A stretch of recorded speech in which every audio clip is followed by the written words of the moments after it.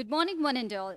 It's a pleasure to welcome you all to the 10-day Gian course on aerial communications and networks.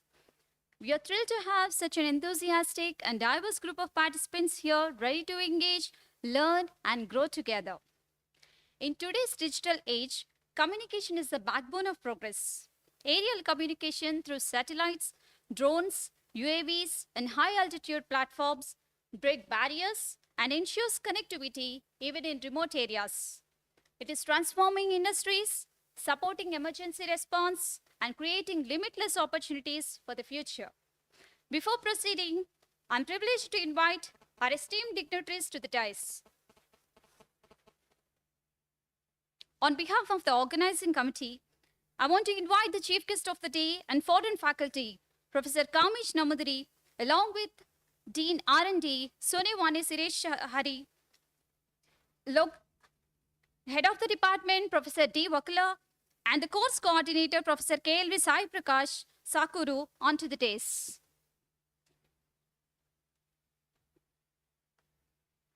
I request Ms. Meghana and Ms. Harika, Ms. Apurva, Ms. Akhila, Mr. Manikanta to present flower pots to our distinguished guests as a token of respect and appreciation.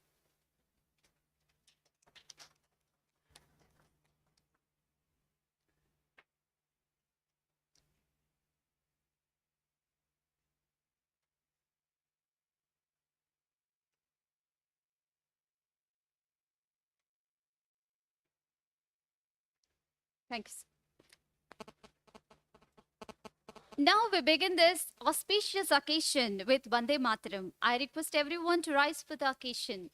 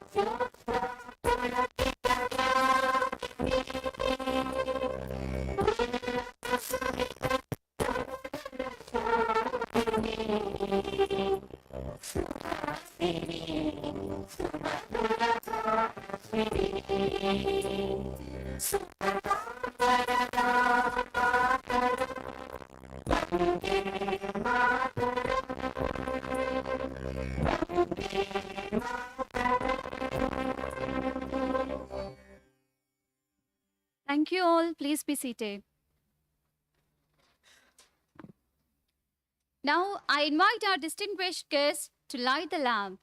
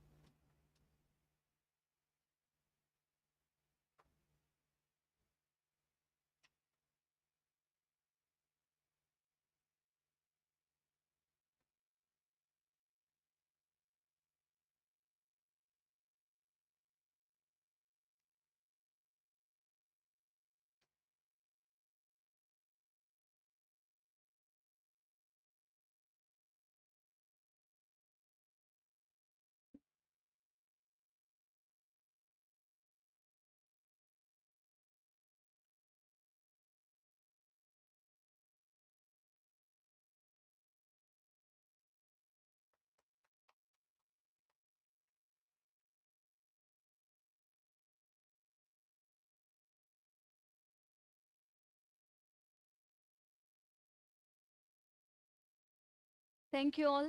Uh,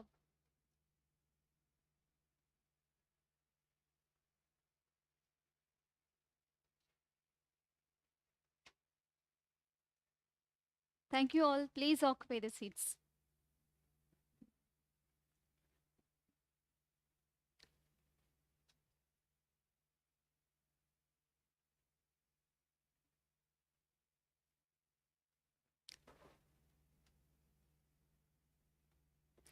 May I request the course coordinator, Professor KLV Sai Prakash Sakuru, speak a few words about the Gyan course, Aerial Communications and Networks.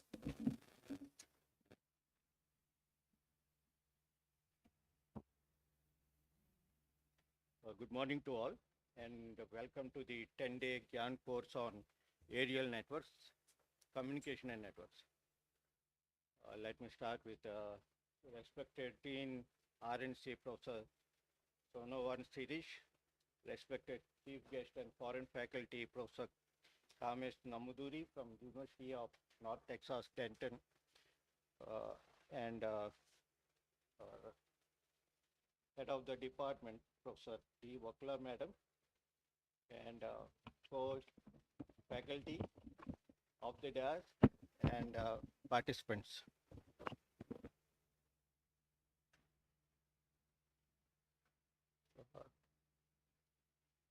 Yeah, and dear staff members of the Department of PCA, students, and ladies and gentlemen. The fusion of Internet of Things, communication technology, and artificial intelligence has revolutionized the power of learn, process, and execute like uncrewed aerial vehicles and drones, going to revolutionize the way applications such as air taxis, air ambulances, air deliveries, and so on in the future plays a significant role. Connectivity to 5 billion people who are not connected yet is one of the major tasks, along with agriculture, construction, disaster management, photography, rapid deployment in case of disaster, such as floods, earthquakes, fires, mining, infrastructure collapse, and so on. This short course is planned to build a foundation on aerial communication and networks and discuss various issues related to such systems. The course participants are exposed to these topics through lectures, tutorials, and hands-on experiments. And there will be a few case studies and assignments are shared to stimulate the motivation of participants and also help the participants in the direction of research. Around 22 participants have registered for this program. To name a few participating institutes such as Electronics and Radar Development Establishment, LRDE Bangalore, SRM Institute of Science and Technology, Tamil Nadu, ACE Engineering College, Hyderabad, CMRIT, Hyderabad, Guru Nanak Institute, Hyderabad. These are some of the institutes which are participating along with NITW. So the next 10 days will be covered with uh, around planned around 22 lectures by the foreign faculty, Professor Kamesh Namuduri, and there will be one lecture by Professor Venkata Sundar from IIT Hyderabad, and he will be also giving you hands-on training. Along with, I will also join the bus with 4 more lectures given by me along with tutorials and lab. This is broad coverage about the lab and the sessions. And with these few words, I welcome you all for this program. Thank you all. Thank you, sir, for providing an overview of the course. Now, I request the head of the department, Professor D. Wakla, to share our department's insight.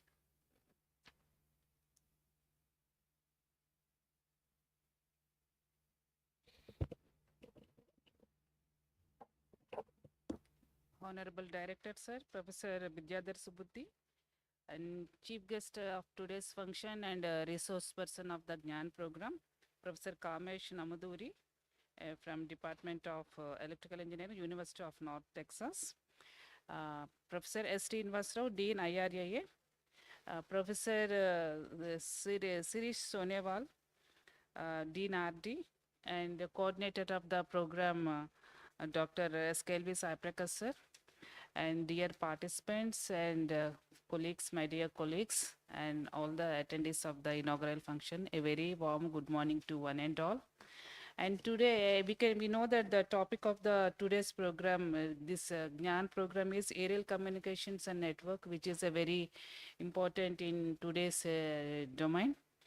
And in this occasion, in the inaugural occasion, I take the privilege of introducing the department, some of the highlights of the department uh, to one and all.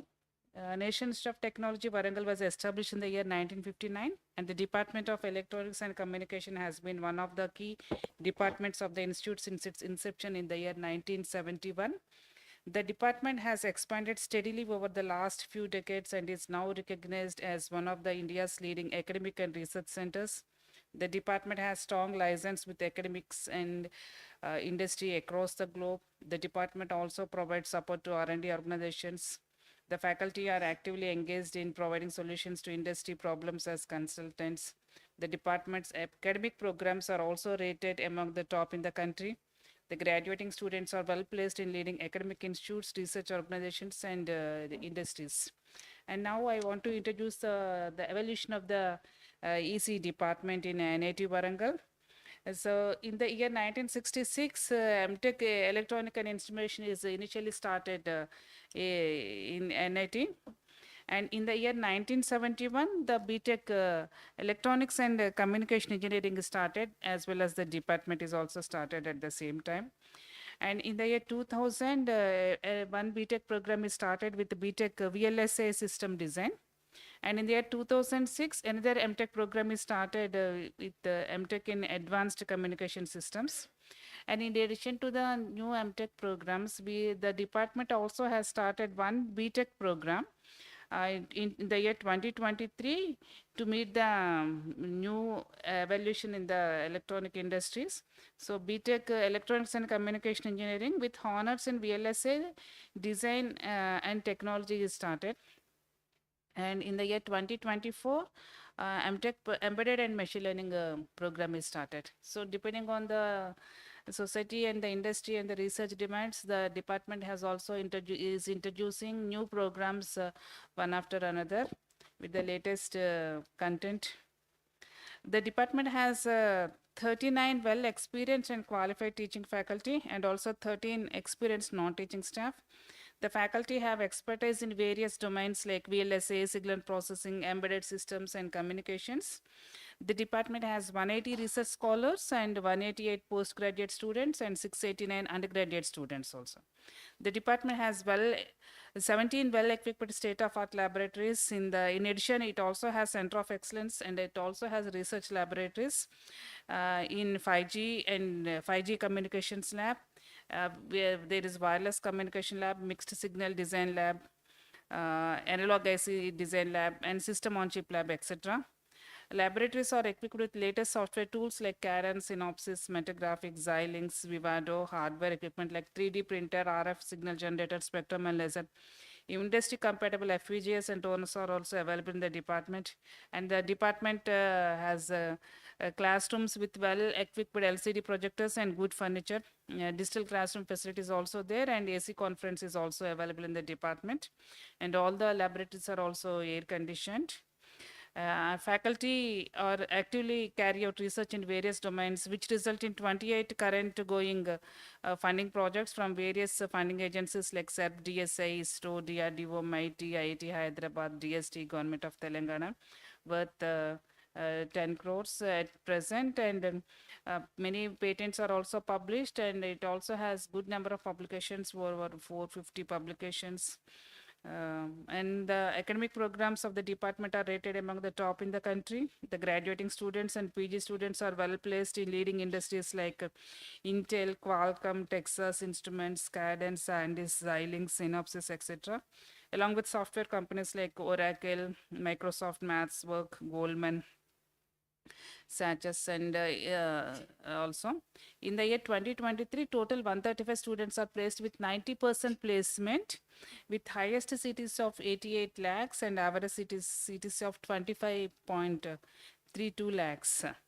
So this is a glimpse of the department. In addition, there are many other programs, projects, and publications, research, and other programs like faculty development programs are being run by the department, and students also conduct many events in the ECE association, which I could not list in this small briefing. Thank you one and all for giving me this opportunity. Thank you, ma'am, for highlighting the department's achievements, research advancements, and academic programs. I request the Dean of R&D, Professor Sonavane Sirishari, to speak few words about the Gian program and various research activities happening on campus.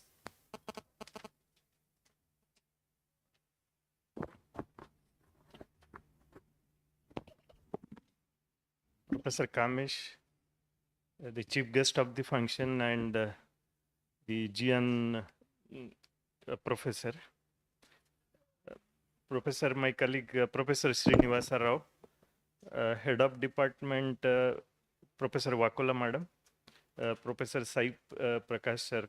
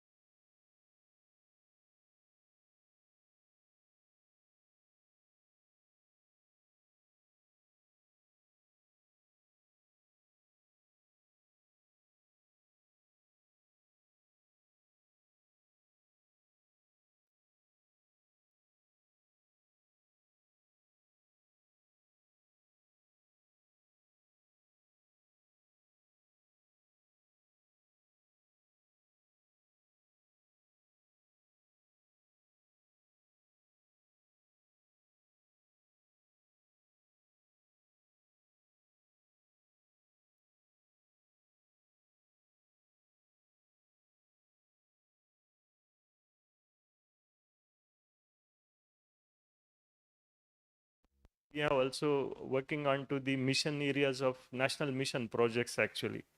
So overall, this is very important to all the participants to take the benefit that foreign professor comes here and teaches for 1 week. You can be interact with Professor Kamesh and takes maximum benefit out of you.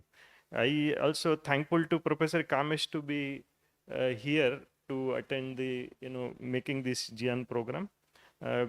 This is very important, as well as I congratulate Professor Sai Prakash sir and other coordinator to coordinating this program. Thank you very much. Thank you, sir.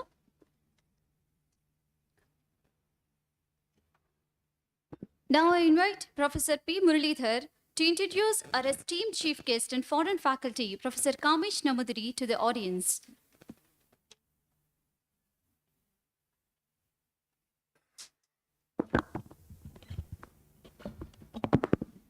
Good morning, all. Respected dignitaries, the Professor Kamesh, chief guest, so foreign expert, University of North Texas, Denton, the Professor Siri Sonavane, Dean Research and Consultancy, Professor D. Vakula Madam, Head of the Department, Professor S.K.L.V. Sai Prakash, so Coordinator, Professor Sri Raghunath Sir, and Professor all the participants. So it is my privilege to introduce the Professor Kamesh to the participants. So Professor Kamesh is with, right now is the Professor of Electrical Department, University of North Texas, Denton, University of USA. So he actually did his PhD from South Florida, University of South Florida, Tampa, December 1992. And MS from Central University, Hyderabad in 1986. And BS from Usmania University in 1984. And professor interests include advanced air mobility, air traffic management, airborne networks, wireless sensor networks, image and video processing, and information security. The Professor, professional and academic appointments, academic service, the lengthy service, 32 years. Out of 32 years, almost 30 years is spent in USA. So Professor right now is in University of Texas, Denton from 2017 to till date. And Professor 2008 to 2017 as Associate Professor from same university. And 2002 to and 1998 to 2002. So Professor, a small period with Wichita State University of USA as Assistant Professor, and from 1997 to 1999, Assistant Professor from Clark Atlanta University, Atlanta, and 93-97, so sir has some hardware experience, hardware engineer, systems engineer, GT Communication Service, Atlanta, and May 1986 to 1988, R&D engineer in CDOT, Bangalore.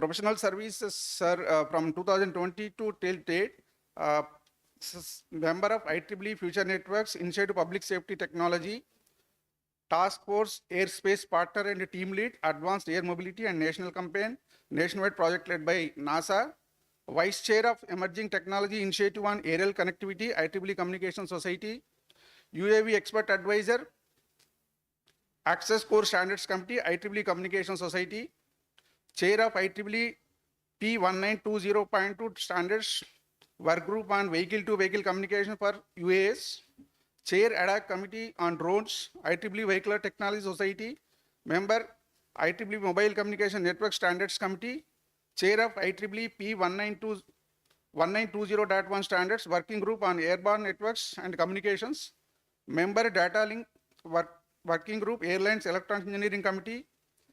Sir has received many awards. So name a few, 12 awards he has received and also published many journal papers. Sir has published 38 journal papers and 19 book chapters, 26 invited talks, and 4 tutorials. Referred conference proceedings 118. Then PhD dissertation committee served as a chair, the co-chair for 9. MS thesis committee served as a chair at 63 professional participation, 50 chair, co-chair, TBC member, and industry consulting experience of 7 years. Sir has published 2 books. So already published 2 books. Professor Kamesh Namudri, Unmanned Area Transportation, Bringing Principles to Practice, Oxford University Press. So it's already published in 2023. And one more book, Professor Kamesh with other authors, Serge and Jev H. came, then PG Sterbench, UAV Networks and Communications, Cambridge University in 2017. So thank you, sir. This is your brief biodata of the Professor Kamesh. Thank you. Thank you, sir. We are honored to have Professor Kamesh Namudri with us today. I kindly request that he share his thoughts with us.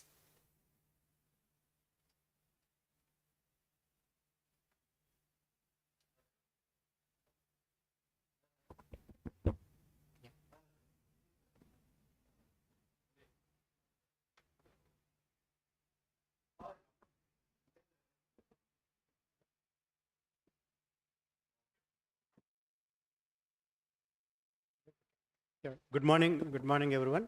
It's really an honor and a privilege to be here, spending some time. It's not just an hour or 2 or a couple of days. We're going to spend about 10 days, and hopefully by end of this 10 days, especially the students and participants who are attending this workshop, hopefully they gain something.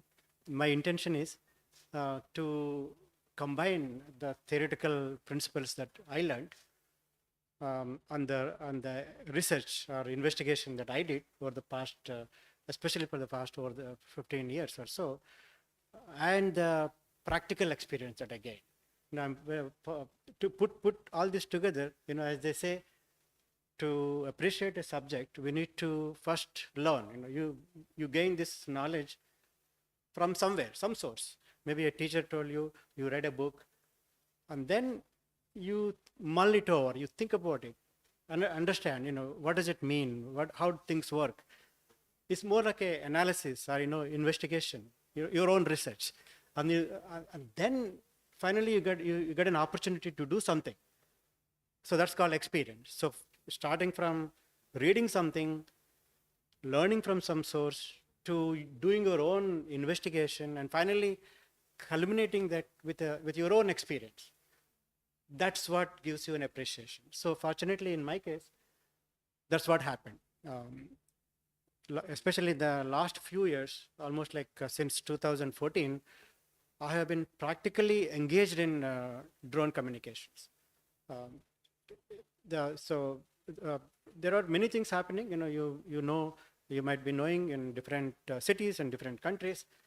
And the place where I live, Dallas Fort Worth in Texas, right now drone deliveries are happening. As I was telling to some people, literally there was an announcement from a retail called India Bazaar. Okay, we can deliver you salt. While you are cooking and you forget salt, we'll deliver you through drone. That's the level. Of course, these are all still experimental. So my point is, by end of this 10-day session, hopefully some of you, or actually all of you, you find one topic out of the 10 that I'm going to cover, something fascinating, something that you can connect, and then see and pursue that area. So that is the hope. You pick one of the out of the 10, you pick one of the topics and see whether to continue research and do your own investigation and see what you find out on your own, and one day you be here in my position and share your experience with others. So that's my goal, and I hope we'll do the justice together. It's not only my job, but your together will make this happen. Okay, thank you.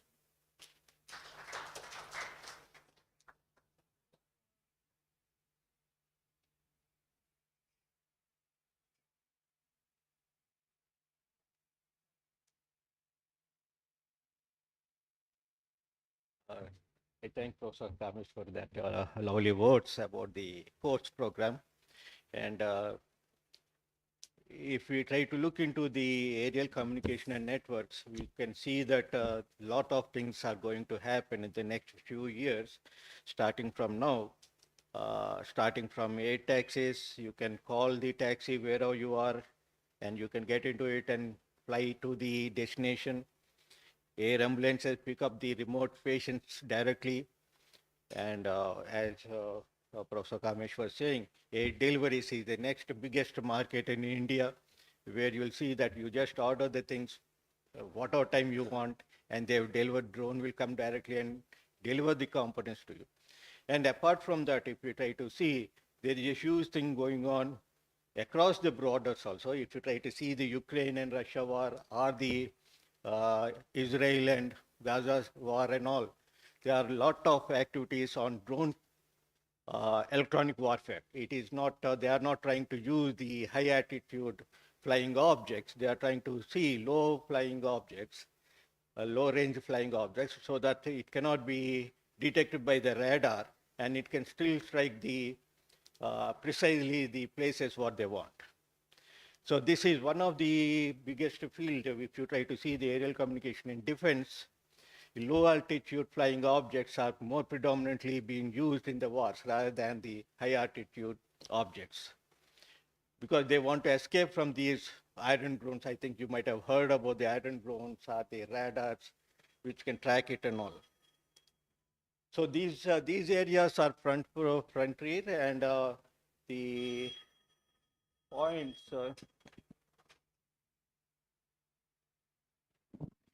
points if you try to see, coordinating the traffic is very important in this direction. Tracking the drones and targeting the exact locations are the next highest field which we are trying to look into it. The second important thing is, as Professor Kamesh was saying to me yesterday when we are trying to discuss, one drone flying is likely, like, we enjoy seeing at it and taking pictures and all. And if you try to see the increase in the number of drones to hundreds and few thousands, they will be irritating to you because of the sound they make, and keep on disturbing you. So that is another new area where I think Professor Kamesh is trying to venture into it in our talk, where you'll see how to control the noise and how to securely communicate to them is another important thing.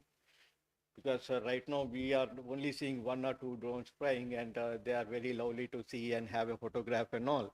But if you see massively a few thousands of drones are flying every day in and out, and they start irritating you.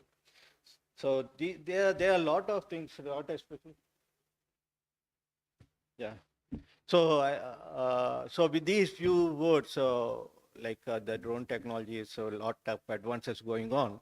I will. This is only a supplement for what Professor Kamish has spoken to you. Thank you all.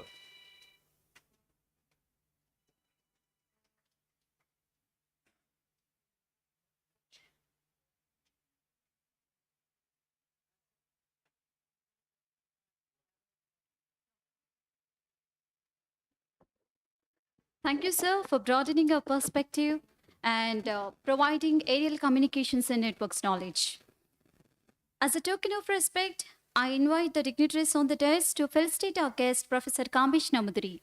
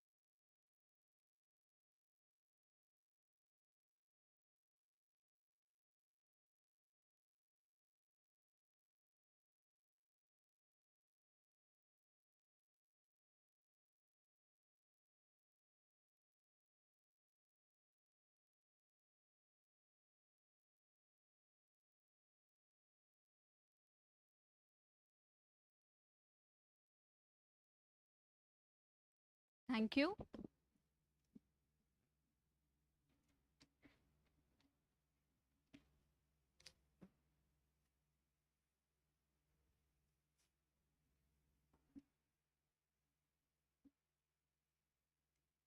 I request our course coordinator, Professor KLV Sai Prakash Sakuru, to extend a word of thanks.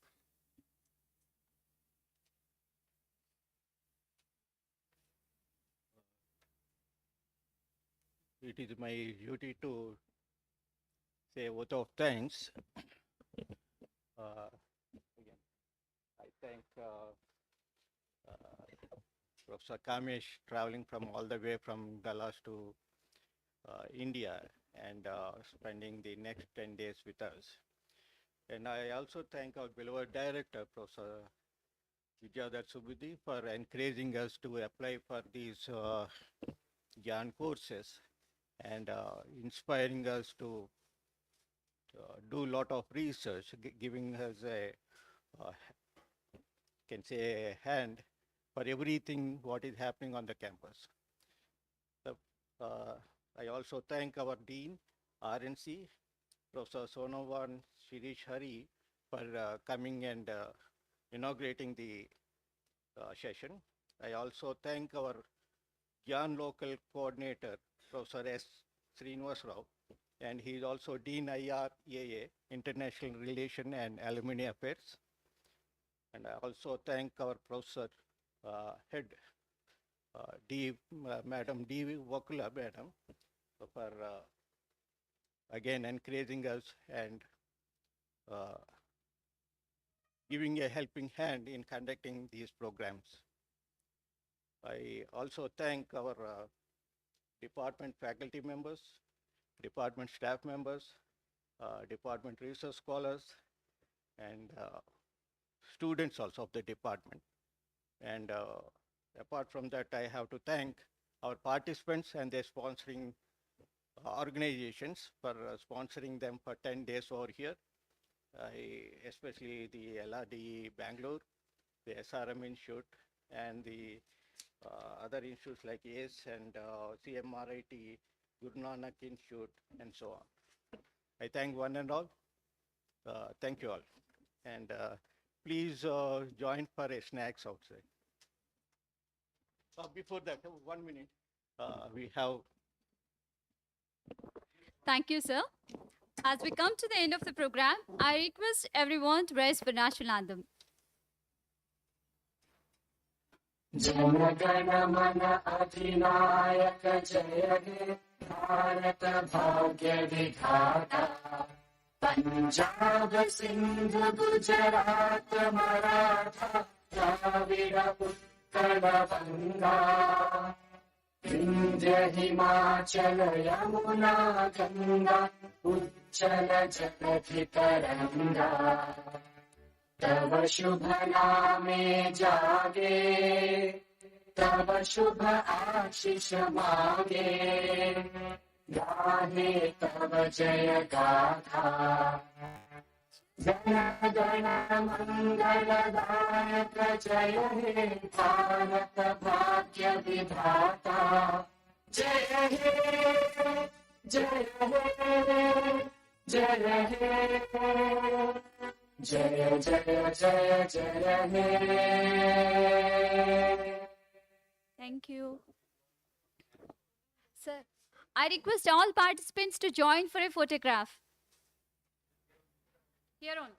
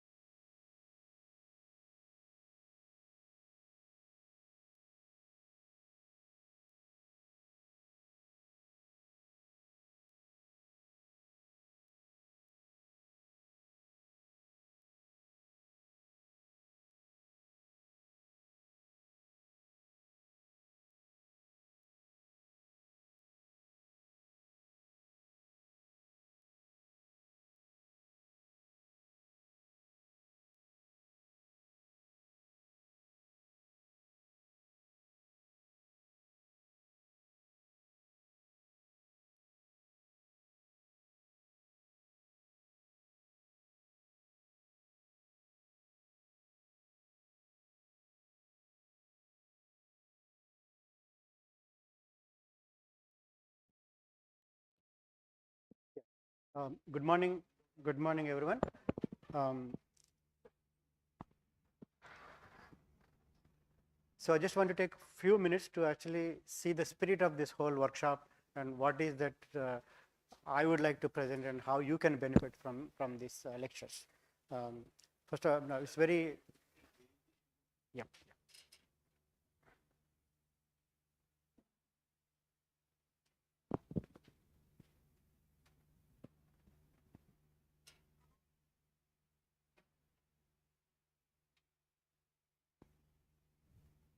All right.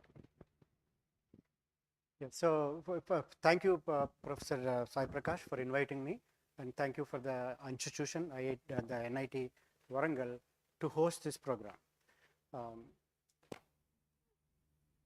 as I said in the inaugural session, I had the privilege of actually learning the subject over the past 12 years or so. Then I was able to also engage in a practical setting, in a real world application, under the supervision of NASA and several industry partners. So the key things for learning, and appreciating a subject, any topic, in not only engineering or anything that you want to learn, it requires three components, in my opinion. One is reading. You read from the books, from the textbooks, and of course, teachers are like, as our tradition says, there are gurus. They will impart that wisdom more than what you read in the book. You learn from the teachers. I think there was some discussion before. You can learn a lot of things on YouTube and all those things, but nothing compares to learning from a teacher's face, teacher's own words, and being present in the classroom and learning from the teacher is the best thing, the best way to learn. The third thing is, okay, you learn something, then what? Then the second stage. Second stage is you contemplate on it. You do your own research in your own mind, how things work. For example, if you say V equal to U plus AT, then yeah, that's a nice equation, fine. Then you understand, oh, what is V, what is U, what is A, what is T, and then you figure out, or maybe you do some experiments on your own and say, okay, yeah, this makes sense. Velocity equal to initial velocity times plus acceleration some time. So you see the role of each of those variables. So this is your own investigation, your own mulling over, your own thinking process or analysis, and then starts your real learning. You want to engage in something. For example, maybe you build a toy vehicle, and say whether this V equal to U plus AT actually makes sense. So that's where you really start appreciating the topic. So basically, the three components are reading, learning from a teacher, then doing your own research, and then having the experience of it. If you don't have, without experience, is not complete. So what happened in my case is, sometime around 2012, I think, the real work started about drones. Drones have been there in the military world, but not in the civilian side. Nobody expected today the drones will be delivering a salt packet. Now, I live in Frisco, in Dallas-Fort Worth suburb. So what's happening there is, based on the past research and development work that started in 2014. I'll give you a snippet of how things worked out. 2014, NASA started a project called UTM. UTM stands for UAS traffic management. But so UAS means drone. We call them drones, we call UAVs, unmanned aerial vehicles, and a system of UAV plus all other accessories is called UAS, unmanned aircraft system. So the research and development, not just research. It started in 2014 when NASA worked with several what we call centers for excellence specifically dedicated for drone research. So it worked with those centers for excellence, and it worked with industry, many companies, and together they came up with a scheme, an overall framework for drone deliveries. And fast forward 10 years, 2024, in sometime in October, November, December last year, drone deliveries started happening. Literally, during the Valentine's Day and February 14th, I don't know why they picked that day, Walmart said, we are going to deliver Frito-Lay's, those chips to everybody in Frisco. So the point is, what started as a research project in 2014, 10 years, it turned into a real world application. It's unimaginable. And how does that, what is the life cycle in this 10 years, what exactly happened? People like you and me, started working with drones and see what does it take to fly a drone or make the drone autonomously fly from point A to point B, like toys, with building some toys. Literally, that's what happened in 2008 when I joined my university. Some students said, "Oh, we want to build a drone. Can you be our mentor?" See, remember, teacher doesn't know everything ahead. Sometimes we do research together. Many of the research scholars agree with this, that the professor and the research scholar investigate the things together. So here, the undergrad student wanted to build a nice drone, and then we were guiding them. I was guiding them, but ultimately it is the student who actually built the drone. And then in 2014, when the UTM started, it's like I was fortunate enough. One of the centers for excellence in Corpus Christi, they called me and said, "Can you help us with drone-to-drone communications?" So once again, it's the beginning of drone-to-drone communications work for me. So I ordered some radios. Those radios are same radios that were used by cars. It's called DSRC. I put those radios on the drone. So we flew 2 drones, and there is a what I call a ground control station, and 2 drones were flying. So we have 3 radios, one on the ground and one each on the 2 drones. So we actually tried how far these communications can go between the 2 drones. And then before that, something more fascinating happened. Now remember this, around that time, 2014, 2013, there was this Malaysian aircraft. The year may be wrong. Just I don't remember exactly, but there was a Malaysian aircraft crash. Then we didn't know where it was. So one of the problems is lack of global tracking, meaning that when the drone, when the vehicle, aircraft crashed, we didn't know where it was because it's not even being tracked. So the outcome of that the investigation is that every aircraft should have some sort of a device. Like now it became called ADSB. ADSB is like a transponder that aircraft is going to tell its location, and the ground stations can track. So those are that's the outcome of this. For a drone, there is something similar. It's called remote ID. Remote ID is a small device, and now if you look, it's a very small footprint that goes onto a drone, and the drone actually tells every second, or maybe more than at certain frequency, the drone will tell where it is located.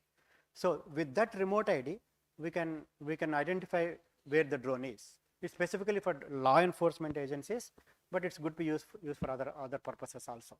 So the point is, this evolution finally ended up with a full-blown drone delivery service in 2014.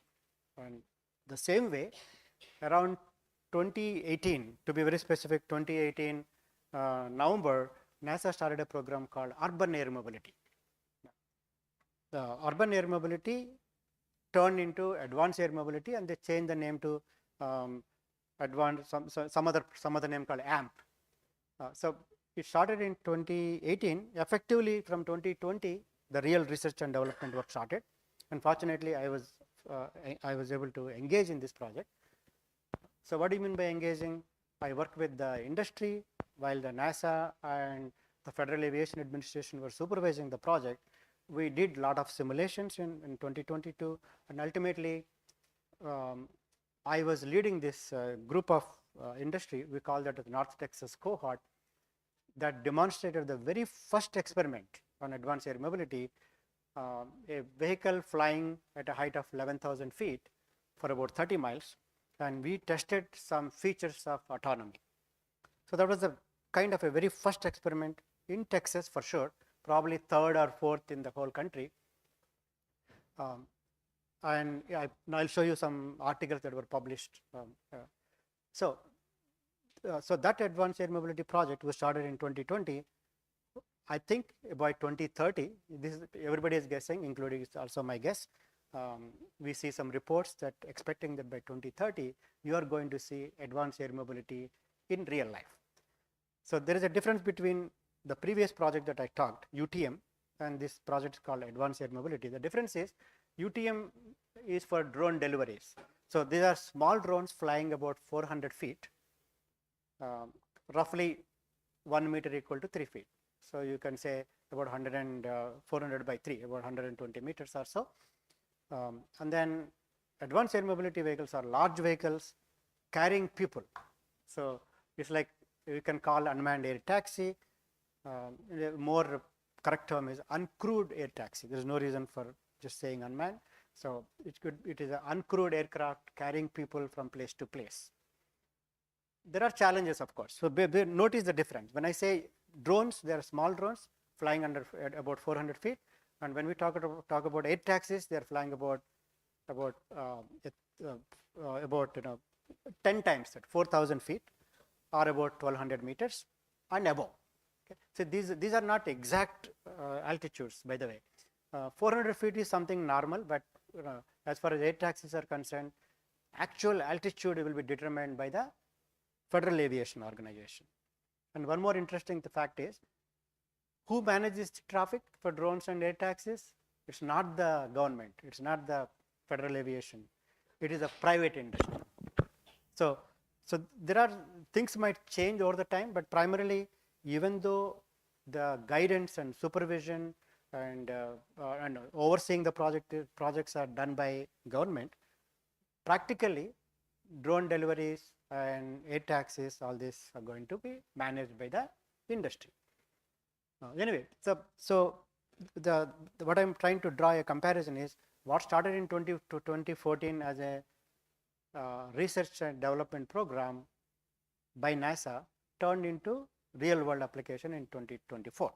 The same way, the expectation is what started as a research and development project in 2018, it picked up around 2020. By 2030, we expect air taxis to be prevalent. Okay, and of course, success depends on many factors. It's not just technology. How well the community accepts this.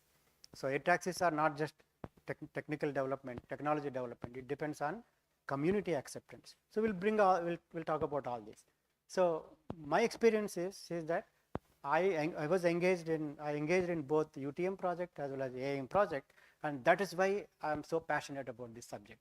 So when Dr. Sai Prakash invited me to give this workshop, I was so happy because everything that I learned over the last 15-20 years, I'm going to share with you the principles, the fundamentals, plus the research, what kind of research topics are there for us to explore, and then the practicality of it.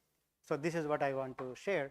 My goal is by end of this 10 days, you pick one topic depending on your interest, and then I'll be more than happy to work with you. And of course, NIT has so many labs, so many facilities, and we are all so fortunate. I'm sure those people coming from other universities also, institutions, you have all those facilities. Depending on what facilities you have or what facilities you have access to, your own interest, your own passion, and I hope that you take one topic and go deeper, dive deep into the subject and learn whatever you can, demonstrate what you can do, and then share this knowledge back to the world. Okay, that is my aspiration. So let me start with our first lecture is deployable aerial communication networks. So the way I want to present this lecture is I'm going to give you a broader picture, the broad picture, okay, and then tell you what I have done, what I learned, and then we'll pick one topic, one specific research topic. So for example, if you are a very meticulous person, you don't, even though of course the big picture you need to know, but at the end of the day you may want to pursue just one topic for your thesis. I want to make sure that you take away something from this class. Okay? Now, for example, let's talk about deployable aerial communication. Why this is so passionate to me is that about 2016, I think, and I was thinking, first to begin with on my own, that okay, can we put a communication system on a drone and deploy it so that you can when something happens like a disaster, earthquake or something, can we use this to provide instant communication?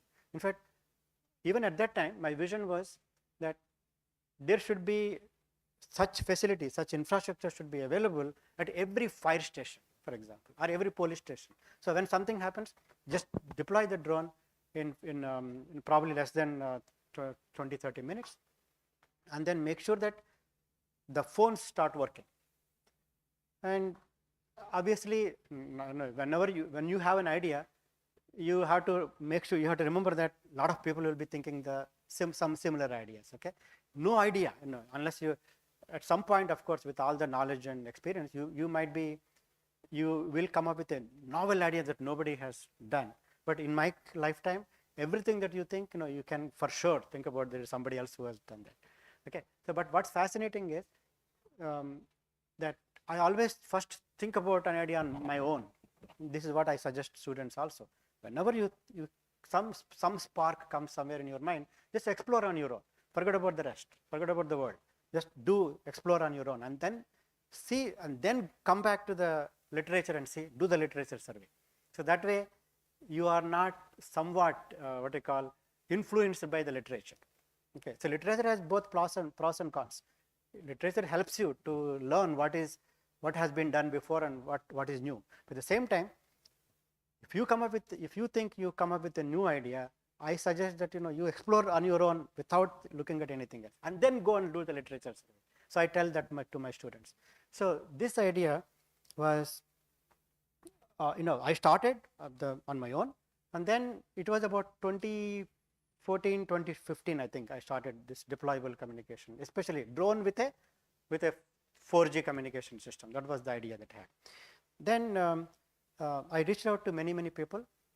There was a association called National Public Safety Telecommunication Council. So I put an announcement there saying that, okay, I'm trying to do this experiment where I would like to airlift a communication system, like a base station, cell tower. Basically, it's called base station or cell tower. But we cannot say cell tower when you talk about airlifting, because there's no tower as such. So then somebody said, okay, we have a 4G system that is small enough that you can carry. So even before AT&T, right now AT&T has something called cells on wings. If you type, I'm going to show some pictures, and you can see on the internet also. But before they did, I did the very first experiment in Texas by engaging a startup company. That company is called right now it's called Spectre Edge. They have a 5G base station now that is small enough to carry using a drone. So that article, that work was supported by the National Science Foundation, and when I submitted this idea, the program manager the NSF gave me $200,000, actually $213,000 for a couple of years, and then the same program manager actually funded me many times, because that partnership, even though National Science Foundation is a bigger organization, so once you build a rapport with the program manager, they'll support you for longer time. So that program manager, his name is called Dr. David Corman. He has an aviation background, so he gave me the initial funding for $213,000. So we did work for 2 years and demonstrated the very first experiment, and I published that in IEEE Spectrum. It published in 2017. I'm going to show the link. And fast forward, last year, the same program manager gave me $1.5 million to extend that. I've been trying. It's not that suddenly we get successful. Over the last 10 years, I submitted 5 times. It was rejected. Because when you submit a proposal, peers like other researchers will actually review and then say what are the merits and demerits, and if everybody likes, then you get it funded. So this project was funded by the same program manager, and it was started in July last year to 2024. It's a 3-year project. Probably will be I'll extend it for 4 years. And this time the goal is to put 2 base stations, 2 drones carrying 2 base stations, 1 each, and then to experiment with scalability, how far you can scale the coverage area. Now we'll get into all those details. So that's the story of this project, this topic. Like this, each of the 10 lectures have some my own personal experience, not just research, not just fundamental ideas, but my own experience with the real world project. Okay, so that's why I'm so glad to share this with you. I think I might have started. So by the way, you can always ask me questions.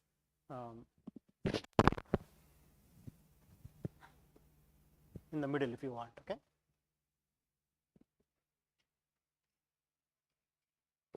Just a little bit. I think I shouldn't touch. All right. That's fine. It should be fine.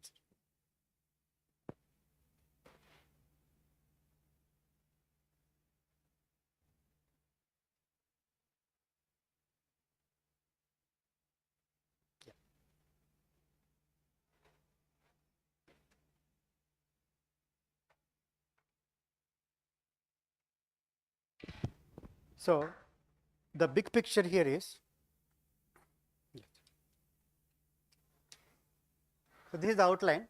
So we we call that as a drone or a base station airlifted by a drone. We call that as a flying base station.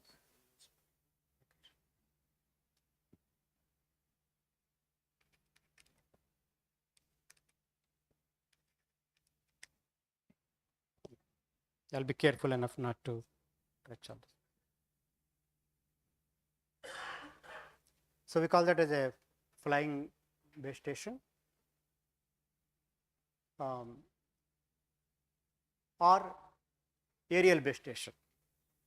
The difference is that normally you put a base station like 4G or 5G on the ground, and the tower is only to give you an altitude sufficient enough to give a line of sight. So not really that's the purpose of the tower. And then the catch here is you need to have the base station small enough to be able to airlift it. Plus, you also need, if you look at the architecture of a base station, you will see a radio node and then the core. So in the case of the experiment that we did, the company was able to put the core in a small, like a chip, like it's almost a credit card kind of a device size. So with that, we were able to put the whole thing as a payload, and that gives you some coverage, like an island of coverage for one base station. And these distances are not really big, depending on how much what you call the base station capabilities. The coverage is probably about 3 to 5, maximum 3 to 5 miles. So, but that is sufficient enough, especially for the people who are handling dealing with the emergency operations. We call them as first responders, like police and firemen. It is sufficient enough for them to be able to do the disaster relief operations. So at the end of the day, if you think of it, whenever there is a disaster of whatever scale, small scale or big scale, the first thing is power. You lose the power. And of course, if there is a magic way of what you call creating power instantly, that would be great. But since we are all, I'm a communication engineer, and we are also mostly in communications. The best thing that we could do is, can we restore the communication? So power is the first thing that goes off. Then is the communications. So, but by providing, by deploying, developing a deployable communication system, by establishing communications, you can save lives, obviously. So that is the intent of this project. So we will go through quickly, what do you mean by what a single ABS can do? One single aerial base station can do for us. And then my current project is about multiple ABSs. How can you scale? And I think this presentation was actually prepared by one of my students who is working on this project. So we did some survey, and the very reason the program manager actually gave me this project is to investigate scaling capabilities, because there is no such system that is in the market today. In the real world, one base station is deployed. For example, AT&T today has something called, as I said, cells on wings. All the demonstration that they did is only one flying base station at a time, only once. It will do its job, and probably the intent is to make sure that communication is established until the cell tower is prepared, basically. So it serves the purpose, but it doesn't really serve the real purpose. The point here is that it's okay to fly once and then show that, okay, like for exercise, okay, your phones are working. That's not enough. In real world, there are many situations, whether it is a what you call the avalanche, ice storms that happened in recently in Uttarakhand, or there is a mud coming down from Uttarakhand. All these calamities. The first thing is, if you can actually provide communication, you can save a lot of people, lot of lives.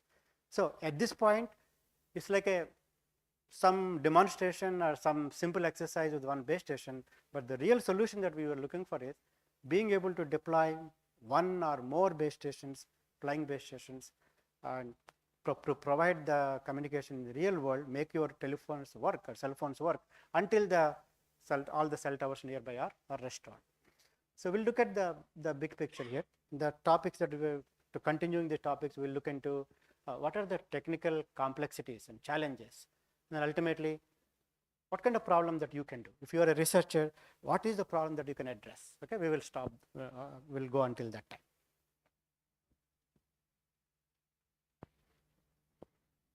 Yeah. So we'll go through the bullets and then pick something that requires more elaboration or more clarity. Now, first responders means like police and firemen, including medical professionals who can help people during the critical times. So something that interesting that happened in my town is my university is in a city it's called City of Denton. So there is a fire department, and my university and the City of Denton fire department, we collaborate, and every year we do an exercise. That exercise consists of about 100 first responders. So that includes people from hospitals or paramedics, then utilities. You remember, utility is also a big thing. If power goes, it's not that suddenly you can restore the power. We have to depend on the energy company. Then you also have to work with the community, like schools, officials, the decision makers, because you need resource. If you need a resource, you have to ask the city to give the resources. So basically, we created something called a first responder community in our city. So we all work together every year to create a scenario where we can mimic a particular disaster scenario, like this year in October or September, we're going to do something called a chemical spill. So disasters are not the same. It depends on, in case of a chemical spill, we need to figure out the challenge here is in the case of chemical spill is to figure out what are the gases that are coming out, and can you sense using sensors what is the extent of the damage or extent of the chemical spill, and then how much area we want to evacuate. So the planning starts almost 1 year ahead. So this time the exercise is in September 2025, but our planning started last year, sometime in October. So we meet once in a month and plan the things activities that we are supposed to do. Again, remember, it's an exercise, it's not a real. But the point is, if you prepare ahead what kind of things you need to do during the actual disaster, then when something happens, you can do a better job. So one thing that we are trying to do is put the chemical sensors on some sort of a fiber optic line, like some string, and then lower it from the drone, survey the area, so that we can measure what kind of gases and what are the concentrations and all that. So, in addition to the communication, because when we want to deploy a base station, yeah, it helps to establish the communications or provide communication for the people. At the same time, so many other things happen during the disaster. Especially, medical supplies may be needed, and maybe you need to figure out how fast or how quickly you can take people from the disaster scenario to the hospitals. So all these things have to be planned. So point is, we are working together as a team. That's the purpose of first responder community, and then we plan things like evacuation, taking people from the scene to the hospitals. So there are other activities, not just only communications and power. We need to keep that in mind. So that's the reason you need to have something called first responder community.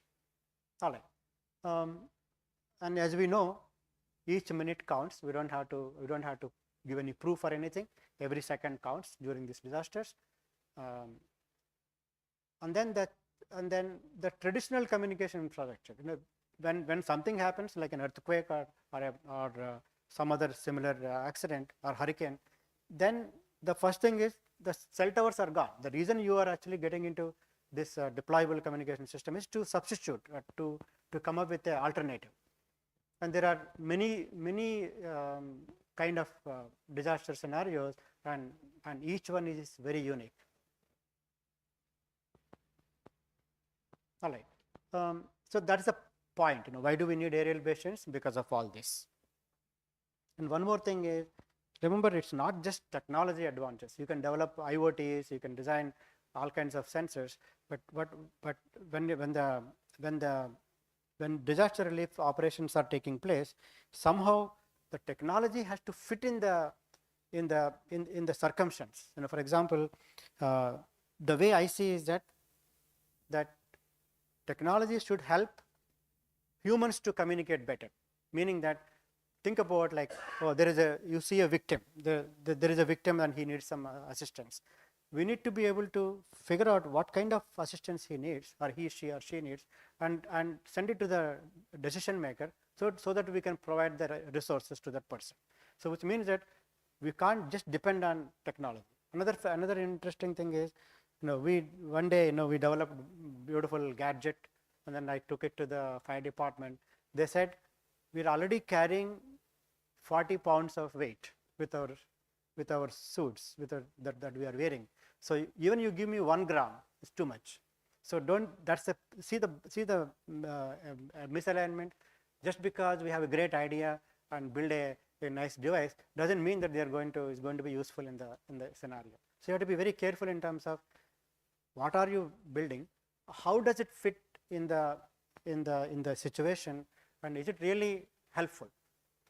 So in fact, my project is a combination of technology and the social science. So we do most of 50% of my work is to interview the first responders and see what kind of things they need, what do they do now, and what can we do, what kind of technology is needed to help them speed up this disaster relief operations. So we have to keep that in mind.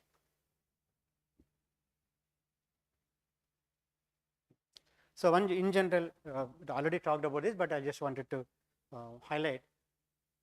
This is a payload. Okay, this, by the way, my student told me this picture was developed by AI.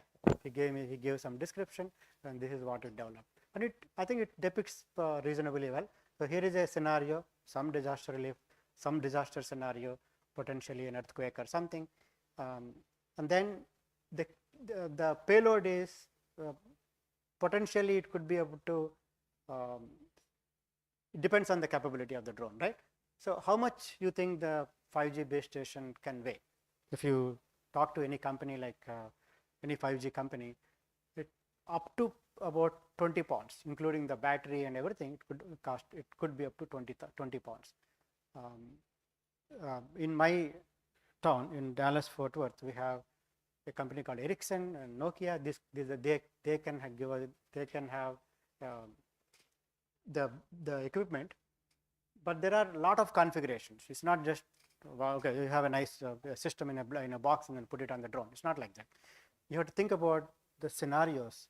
For example, you could put only the part of the system, and maybe the core will be on the ground, and you are putting only the radio unit. So if that happens, remember, radio unit has to be connected to the core. So how do you do that? One option is you can run a tether. That's the easiest thing to do. The reason is, if you have a tether running from the radio to the ground core, then you can also supply power. So in one scenario, maybe potentially the more practical thing is to have a radio unit on the payload, but have connected through both power and communication from the ground station. That means the core unit to the radio unit could be through a fiber optic cable. So you have to run two cables, one for the power and one. But when you do that, the advantage is you can keep the flight, you can keep the aircraft in the air in the airspace for longer time because you are supplying the power. But then you cannot move around. That's one configuration. The second thing is, in case maybe the simplest scenario, you can just put the antennas, nothing else. You can just put the antennas on the aircraft and nothing else. All the equipment could be on the ground. But once again, you need to have the fiber thing, right? The other option is, suppose as I said, there's one company called Spectre Edge, which has the core also is they are built in a small form factor. So you can put the whole 5G base station in the air. But then how long you can fly? Probably about 30 minutes or 40 minutes. Then what do you do? So you need to find an alternative. So point is, there is no one form fits all. It depends on the scenario, that whether what equipment you are going to put on the air in the air, and what equipment you put on the ground. But overall, this type of like single base station or single aerial base station has been demonstrated a lot of times, but still it's not a commodity today. When something happens, probably companies like AT&T, they are going there and then they deploy it for some time with it. Like for example, if it's a tethered base station, they deploy it for several hours and then pack and come back. But what we really need is, if it's even in a rural village, in a rural area, or anywhere that something happens, we should have the ability to deploy such base stations quickly and establish. The main thing is to provide the communications rapidly and in sufficient time to be able to assist the disaster relief operations. Okay. So these are we already covered this, like single base station and some examples. The COW stands for cells on wings. Previously, cells on wheels. So same abbreviation. It's called cells on wheels. Some of you might have seen. Cells on wheels is that you take a truck or a ground vehicle. You put a mast, some certain height, like probably 30-40 feet, and you put your base station over there. So they're very similar, except that the configuration I talked about, like either you have to have a tether or you have to live with short duration, flight duration.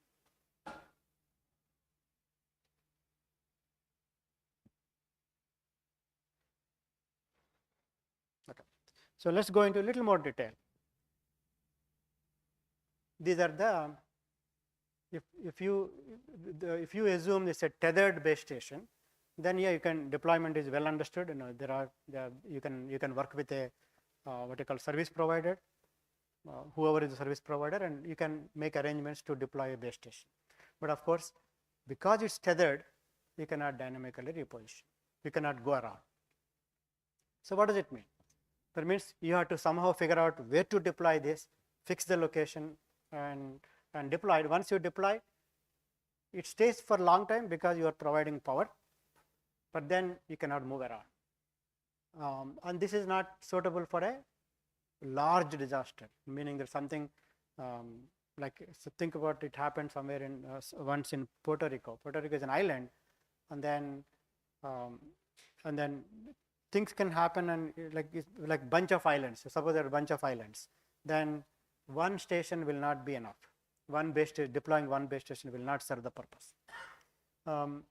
Dynamic repositioning means what exactly it means, what kind of benefits you have if you are able to dynamically reposition.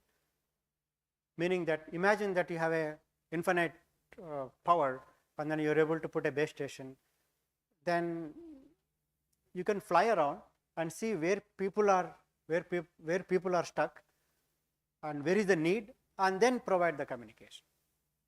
So one idea that we can do, everybody, each of us can think about what kind of solution we can come up with. One idea is probably, suppose you have only one base station, one thing that can do is send a small drone, do the survey, and then figure out where people are stuck. So remember, when you say you are looking for location where you can get maximum benefit from the base station, because deployment of a aerial base station is very costly, or more than the money, it takes time and effort. So it means that if there is a person who immediately needs communication, then we should go there, and then maybe next from there you can go to some other place. So that kind of dynamism is required actually. So tether won't work. And what about battery? Today, do we have a battery that can fly, that can help a drone to be in the air for a long time? No, we don't have that. So battery technology itself is I'm not an expert in battery, so the point is battery itself is a big research area, not only for disaster relief operations, but also for drone deliveries. I was praising drone deliveries few minutes ago or an hour ago, but what exactly is drone delivery is only a mile or so. It's like a luxury item. If you want a salt or in a small burger or something like a pizza, do you need a drone for that? Not really. It's only the companies want to do it because people want it, but it's not really necessary. If you want you don't need a drone to deliver you the small things like salt and all that. But what we are talking about here is life and death scenario. Even a few minutes. I'll also add one more. I'll give a real world example. In my city, it's called Frisco, in Dallas-Fort Worth suburb. It's a very advanced city in the sense the city has lot of technological facilities. For example, there are traffic lights. It's very common that you see cameras. Cameras are not only for finding speeding people and all that, but it's actually, if something happens, the fire station will actually can see through the cameras, figure out what is the need, what kind of accident it is, and what kind of resources they need. And I happen to be as a volunteer. I spent 1 week, a few days actually with the firemen, and it was so fascinating. The outcome is, whenever you make a emergency call, of course it goes to the nearest fire station or police. Especially, even though it is a fire station or firemen are coming, but actually they have the medical facilities too, right? You don't need to call a cop. Even you call a cop, it actually goes to the fire station. So the rule is, the firemen will be ready all the time. In 90 seconds, they have to wear the uniform. The uniform is on the ground, it's like just like suppose I take my shirt and put it out, and in that, like that, the suit is ready. They just jump into that. 90 seconds they wear it. They get the uniform. They get into uniform, and in 5 minutes they can go to the fire station, go to the accident team. So when I was there, I think we got a call from an old lady having trouble with an oxygen. So she needed oxygen, and by the time we went, it was only a small issue, not really a big deal. That because of the power went off, and she was not able to breathe. But by the time we went there, power came and she was all fine. that was only the only what do you call real world scenario that I saw with them. But the main point is, in 5 minutes, firemen or paramedics will come to the accident scene, and probably in 15 minutes they can take to the hospital. In between, of course, they will help the they have all the other equipment, other things like supplying oxygen and those kind of things. Now imagine that if we are able to send a drone, that 5 minute can reduce to, let's say, 3 minutes, or 15-minute commute time can reduce to 10 minutes. That's a huge jump. And not only that, in rural setting, this is about urban city, right? Highly technological, advanced city. But if it is a rural area, our rough estimate is about 45 minutes for the commute. So we don't know how many people survive 45 minutes of commute time. So the biggest advantage of having a like using drones for medical deliveries, medical supplies, and the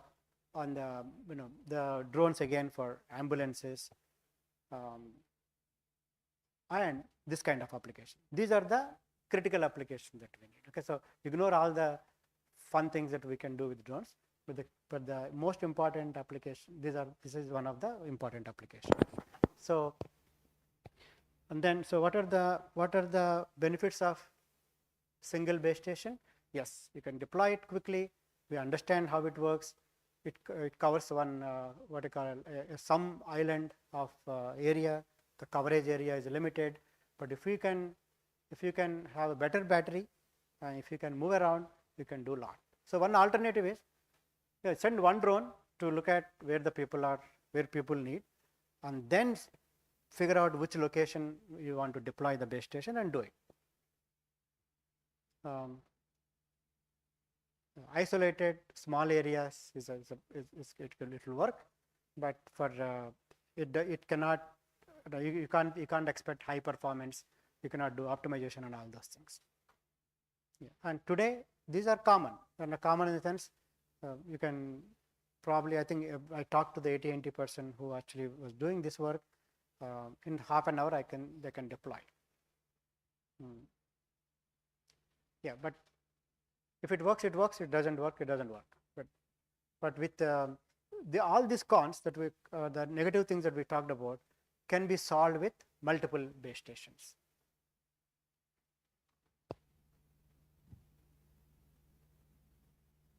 So this is an example of practical cell on wings from AT&T, and this is the source.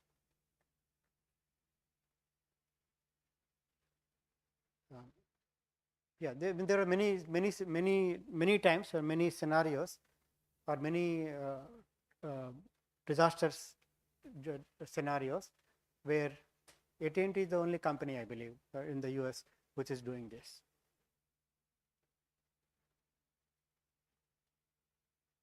Okay, and this is my project. My current project is to look into more than one base station, and look at this. If you have a coverage, if one drone can cover some area, then our goal is to extend it, to scale it to larger area. And these are, by the way, the phones. That's and when you put two of them, there's an interesting research problem. Again, this is for the thesis, MS thesis, or PhD students who are pursuing. The challenge is, suppose you have these two base stations. I'll simplify the research problem. The simple problem is, okay, what should be the horizontal distance and vertical distance? That's the research problem we are looking at. Okay, I'll give you more details if you are interested in. How much should be the spacing, and how much should be the horizontal and vertical? So think of like this is x1, y1, z1, this is x2, y2, z2. Our goal is to find what is the, in terms of optimization, I'll give you more parameters. To begin, what should be the horizontal distance and vertical distance? And what are you trying to optimize? Remember, I mean, this most of you know, but I'm just repeating. Whenever you say optimization, the question is what is that you are trying to do? What, either maximization or minimization of thing, right? So what exactly are you maximizing? That's number one. What are your input parameters? Then, of course, you can look into the literature or maybe textbooks and figure out, define the problem and all that, right? So when I say when I say optimize the distance and heights, okay, the intention here is, first of all, the setting is that ignore the internet connection. You're only covering. My goal is to extend the coverage or increase the coverage to a larger area. That is my goal. Okay, let's assume for simplicity both are of the same capability, same heterogeneous, homogeneous systems, meaning that same drone, same type of equipment and all. Let's not complicate by making it heterogeneous. The next thing is, what are your resources? What are your resources here that you want to optimize? Power, right? So for example, you can say P1 is the power, P2 is the power for this, right? And what is the output that you are trying to, what is the performance indicator, how much area you are going to cover, and then quality of service, maybe how many users you want to provide service. These are the things, right? How many users, how many phones will work. That depends on how much bandwidth you have. So I think we were talking about this just few minutes ago. So bandwidth is like a real estate. Somebody told me it's more like a yeah. I think you can come out with some other examples, but basically it's like a real estate. The more bandwidth you have, the more users you can service and more quality you can provide and all that, right? So very clearly, let's assume this is P1, power is P1, and this is for P2, and then for simplicity's sake, let's assume we are putting in the same straight line. So meaning that let's fix the horizontal. Fix the height, fix the altitude. Then you only have to deal with one parameter. What is that parameter? How much should be the distance between them? And again, remember, you are optimizing whenever you have optimization problem, one simple idea is fix everything and focus on only one parameter that you need to solve. So in that sense, let's say this is P1 and P2 is fixed, and the distance is the one you want to find out. That means you also fix the altitude, and then our goal is to minimize the interference. That's the key thing. So where is interference coming from? Now, of course, if you have a nice framework where you are providing, you have some sort of a scheduling in terms of time or frequency, that's a different issue. But here, a simple scenario is like you can assume that they are both using the same frequency. There are no allocation at this point. Simple. You are putting two stations in the air, two base stations in the air. You want to minimize the interference, but at the same time you want to increase the coverage. Or you can put one of them. Maybe putting everything is a challenging thing. You can say you want to increase the coverage area. What do you mean by coverage area? You need to again go deeper. It means that suppose this is the outside ring. When you say I'm able to cover this much area, what does it mean? That probably at the edge, the receive power is above the sensitivity level of the radio. For example, then you can say minus 90 dBm or minus 100 or minus 90, whatever you choose. You are making sure that the longest distance is where your receive power is above the threshold. So typically when we solve optimization problems, you will fix everything and start on having only one variable that you want to find out or find the value. I think I explained enough, but I will show you some reference papers. That way you can really see somebody is actually solving a problem that is similar, by the way. So once again, what happens is when you want to, whatever problem I said, okay, how do you deploy two base stations in optimal heights or optimal distances to and maximize your performance? That is the problem. But one thing is, if you look in the literature, you will find something similar. You may not get, if you find exactly the same thing, probably it won't be new, or maybe you can say that's not the end of the thing. Even somebody has actually solved the problem. If you look carefully, you will see, oh, they missed something. So don't be discouraged. No, I don't really believe in that. If we have come up with a nice solution, oh, somebody has done this. That never happens. It happens that somebody had worked on it from a different angle. Okay, so you should never assume that, oh, I worked so hard, and then after 2-3 years, what if somebody else done? Because you worked so hard, even exactly same thing happened done by a digital twin of yours, but I'm sure you will find a new twist to your problem. In fact, it happened to me, for one small problem. I was working on some other subject topic, but I don't want to deviate from the context now. The point is, there is a problem that I gave it to my students. I'll show you. This guy, yeah, I think.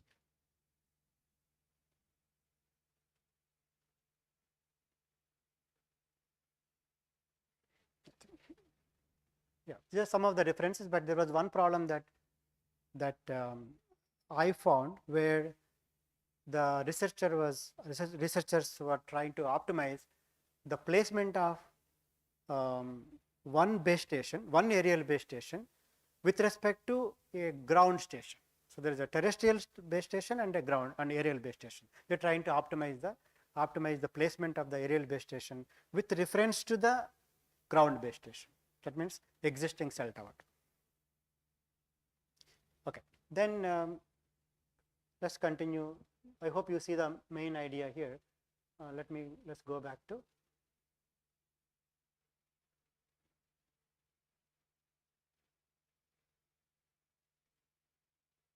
Yeah, so we were here. Not this. Yeah, so anyway, this is the problem, right? So the problem that I found in the literature is, if you replace this ABS with a ground-based terrestrial cell tower, and then with reference to that, how do you minimize the interference? So look at one more second. Let's spend one more minute on the interference aspect. So if there is a user here, this person is getting information from this as well as this. So if you refer to the user getting service from this base station, so whatever is coming from this base station will be interference. Of course, you can argue that, oh, why can't we combine them? That's more challenging. You can't, even though if you are getting service from both base stations, combining them constructively for increasing the quality is more complicated, because we're not looking into that. So basically, you want to provide, you are thinking the user is getting the service from the one base station, the other signal will be strong interference, will be interference actually. Yeah, I hope you see the main idea of what is the research problem here. Okay, and as I said, there is a problem that has been solved in other context where one is the aerial base station, other is the terrestrial base station. Okay, with respect to multiple ABS stations, so what are the benefit is increase the coverage area. Then if you more than two is more complicated, but I think the problem of two base stations itself is not really understood. So if you are able to define a problem and solve it, that will be a good contribution. And of course, if you have more, as I said, practically I haven't seen anybody deploying more than one. And in terms of research, there is work done in terms of even multiple base stations, more than two. Placement of aerial base stations is a good topic. And what do you do over there? Resource optimization. Now, what are the resources? How do you how do you manage the bandwidth? How much power? All these are power and bandwidth in communication system, really speaking, those are the two resources that you have to work on. And then come up with a good notation, give the variables and figure out exactly what you're trying to optimize. Simplify the optimization problem by focusing only on one variable, and that will be a good PhD for that. Okay. Then the other thing is,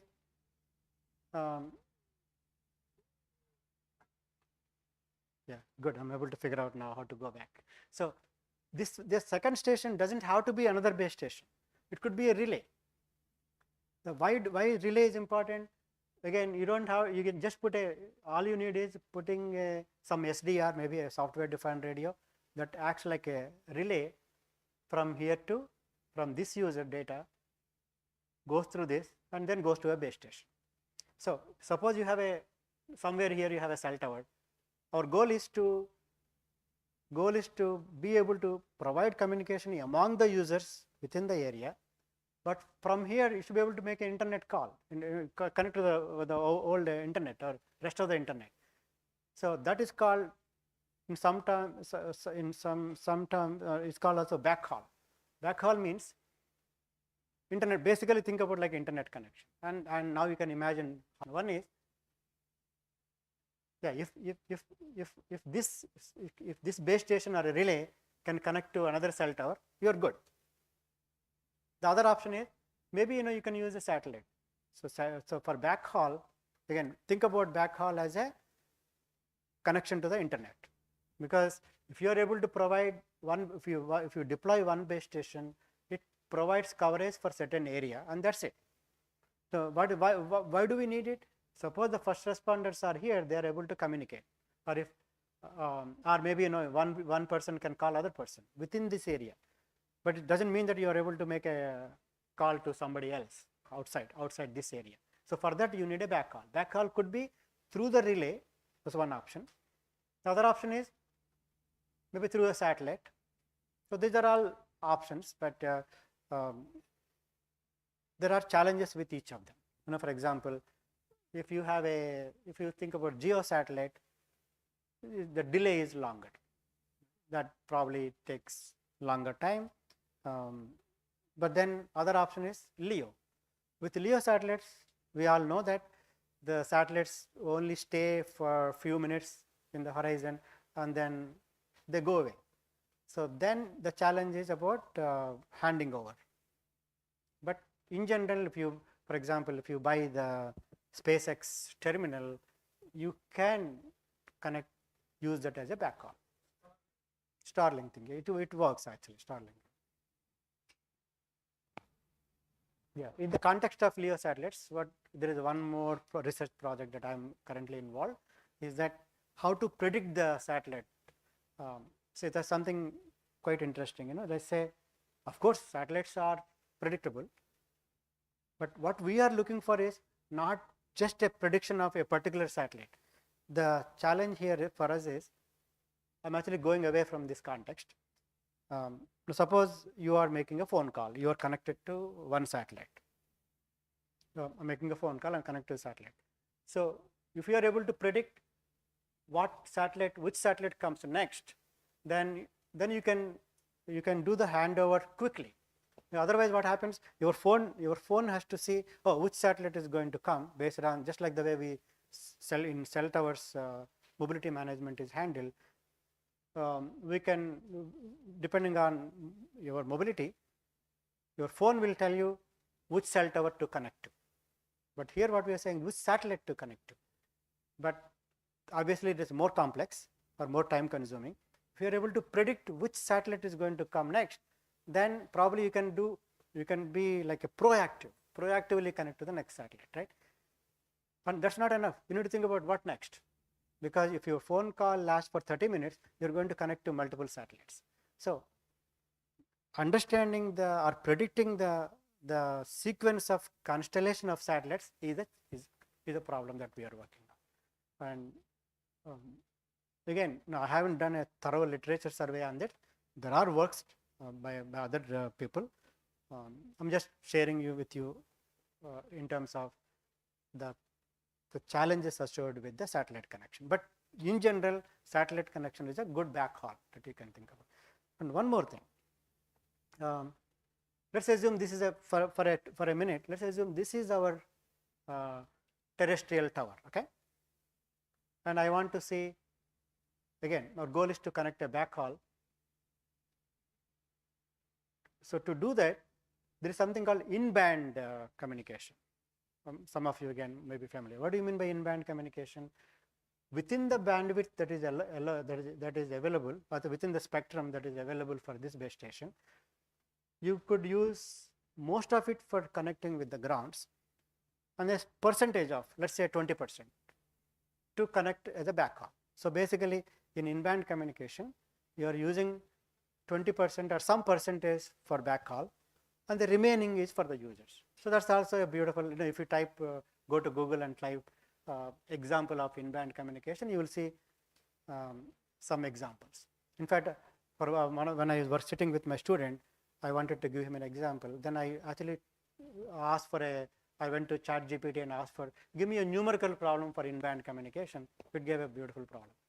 So they actually gave numbers. So remember, sometimes we say bandwidth and all that, unless if I ask you, oh, give me a number for bandwidth, you may be able to give, but it may not be practical.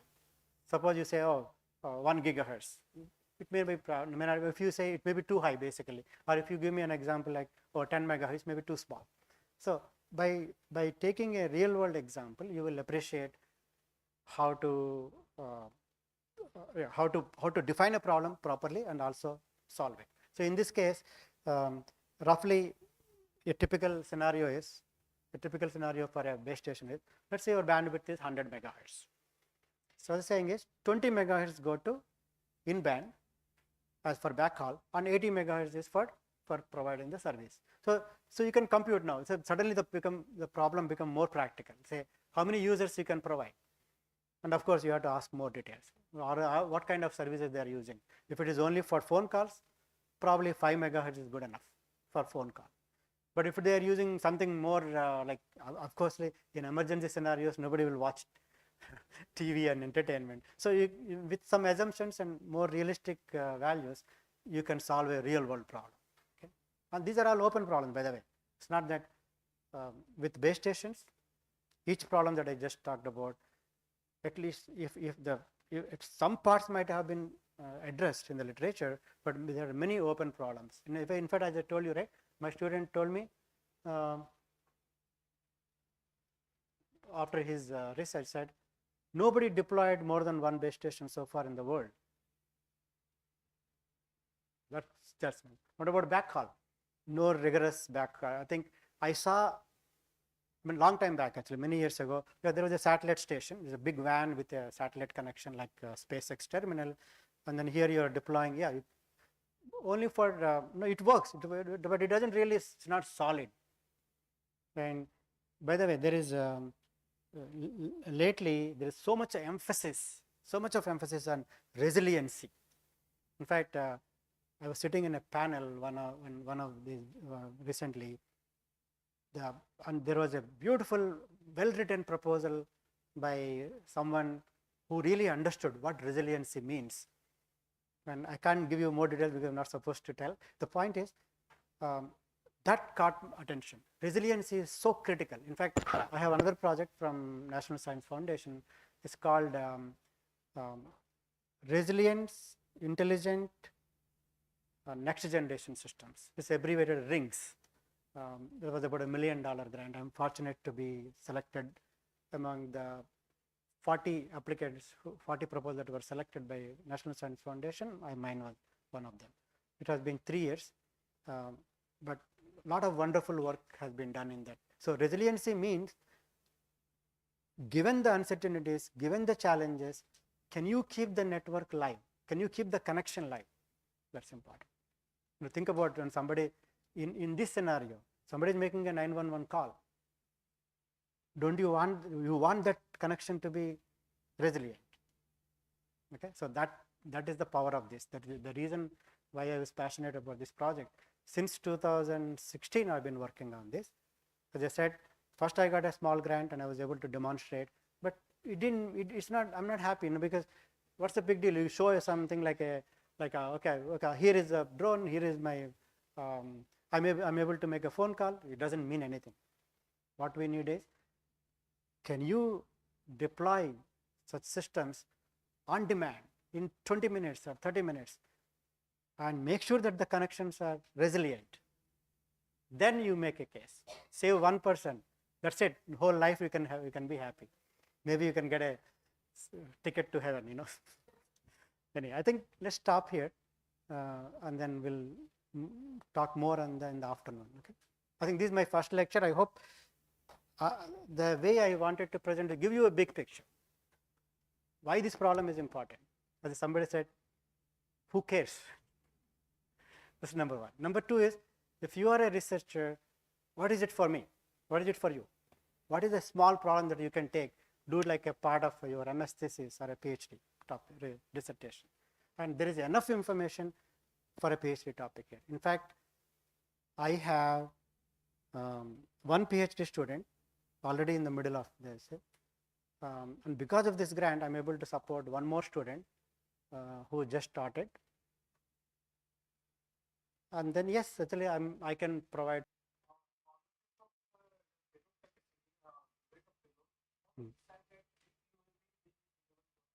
Say again, which?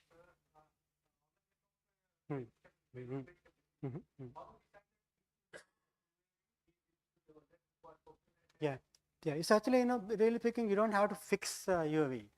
If you put our requirements, and then look for UAV, there will be many of UAVs are there. Like for example, I mean, for sure, I don't know the brand names and all that. There are many UAVs which can carry 20 pounds. Think about like agriculture, In agriculture, we use heavy loads, right?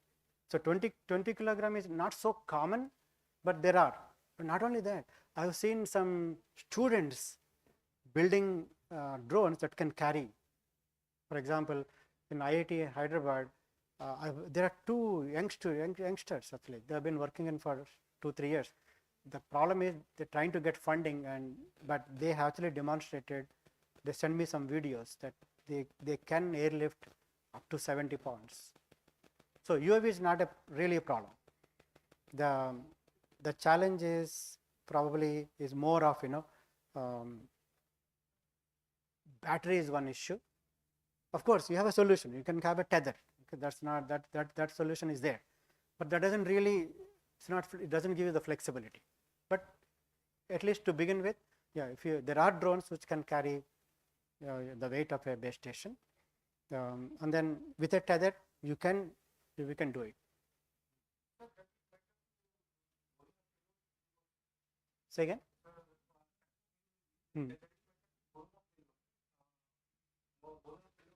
Oh, balloon, yeah. That's also possible. But once in the very beginning, I did try. But I think you need some companies to work with you. There is a with balloon with helium, you can airlift. But as a student project or academic project, it's too hard. Once I played with it and with the wind, think about a tethered balloon, okay? Like swings like all the way from here to there. It was too difficult to manage.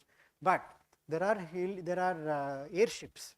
So one day, once my Spectrum article was published, I got a call from Florida, one company. They said, we have this airship, but it's a manned airship.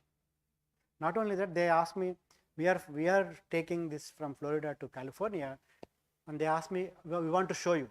They said the Spectrum publication in Spectrum is so fascinating. There are IEEE transactions and all that, right? But when I wrote, I had at least 40 publications by then. But publication in IEEE Spectrum got more attention from the society than any of my other articles. So this company said, we have this it's an airship. We are flying or going through Dallas, and then they stopped the airship. Airship flies about 50 miles an hour or so, going slowly, and they were going on the ground, and there is this vehicle, and there is a pilot sitting in it. So they stopped in Dallas, and they brought it down. How they brought it down? There were ropes. They released the ropes. People were holding onto the ropes and to stop the airship, and finally they bring it down. So I sat in the airship, and then they showed me how it works. But then now there are unmanned airships. We have a company called Galaxy Unmanned Aircraft Systems. So it's possible to remotely pilot that aircraft. Of course, you can use a laptop also. You can program it to fly. So that's also possible. So there are means, but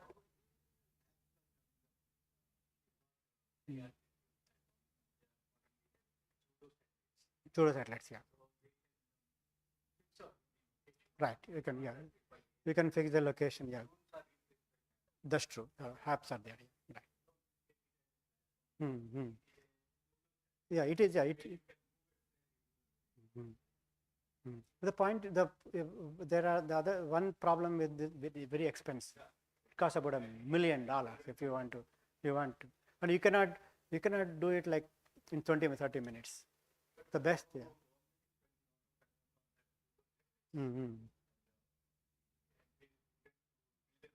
Right. That's true. Yeah. All right. Any other questions?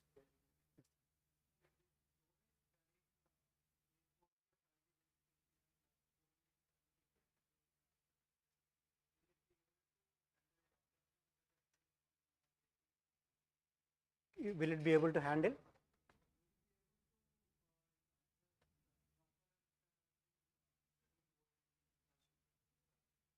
Very good. Very good question. In fact,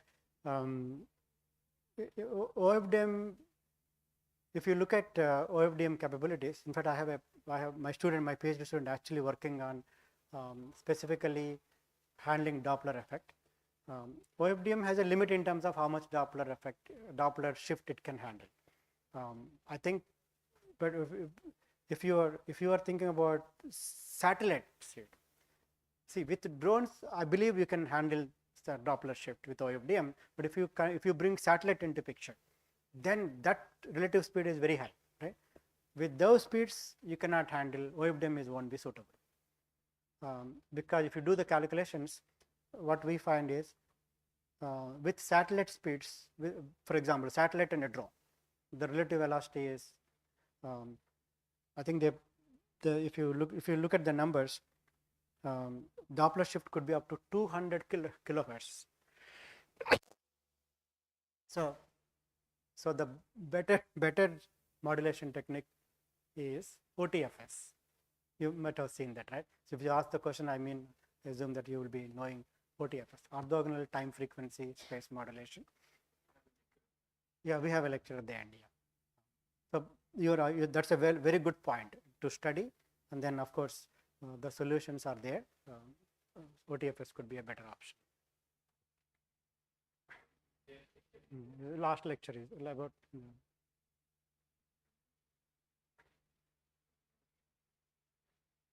That is wonderful. Yeah.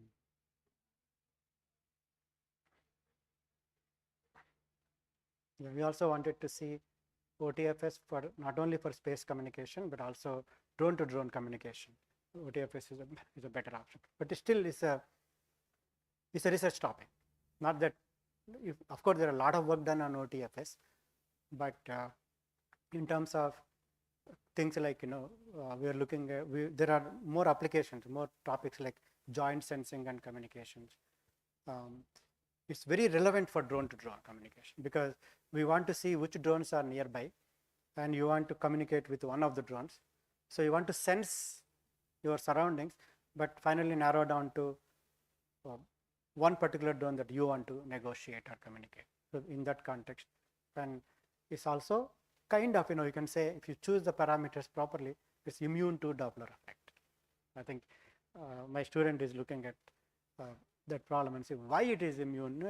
There are answers. It's already understood, but I think it's nice to see why it is. All right.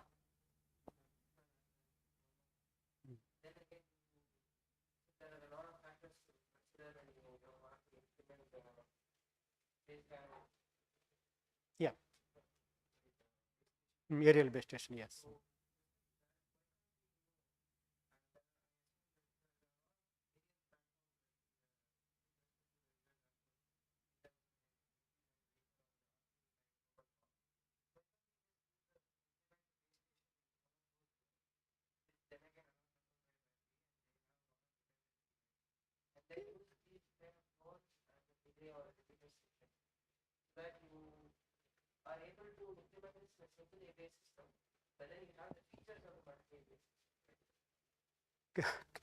Can you repeat again?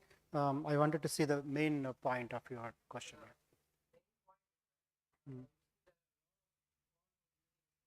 Okay. Yeah.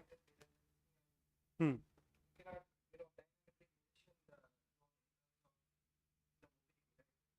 Right.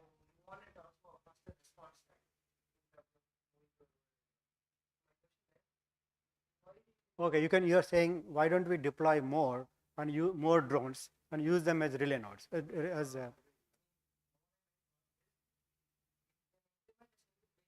okay. Hmm.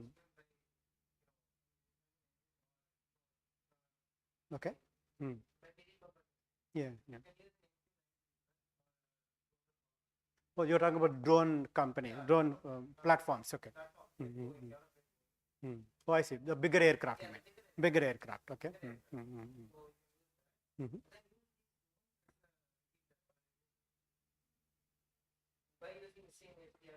So you're saying by employing big platforms, you can solve the problem of battery and all that. Yeah, that's what you're saying. Are you referring to manned or unmanned? Okay, unmanned aircraft by something like military grade thing. That's what you're saying. Okay, yeah. But think about see what we need is something that you can do immediately, right?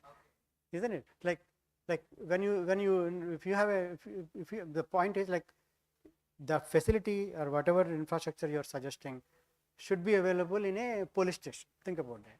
Or maybe like just think about like AT&T branches are there, right? So you should be available somewhat closer to the people, right, within the municipality, within our city, and we should be able to deploy it in 30 minutes. So if you think about military things, then that will be hard, right? Yeah.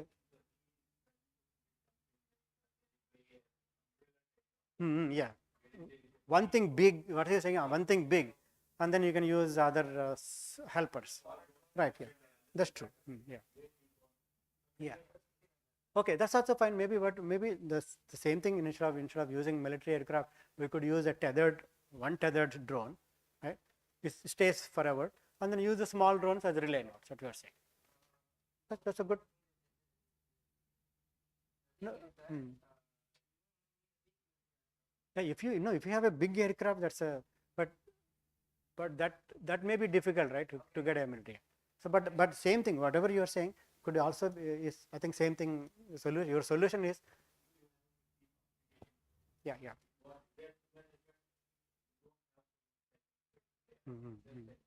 Yeah. But your point is well taken. Your point is well taken in the sense what you're suggesting is one something powerful that can handle that weight and all the requirements, and then put all the small drones nearby. Yeah, that's a good configuration, a very good configuration. Good point. Yes. Right. Yeah. Something similar to that. Yes. Yeah. But these are the options. In fact, I was about to ask, can you think of a good solution? This is one of the solutions.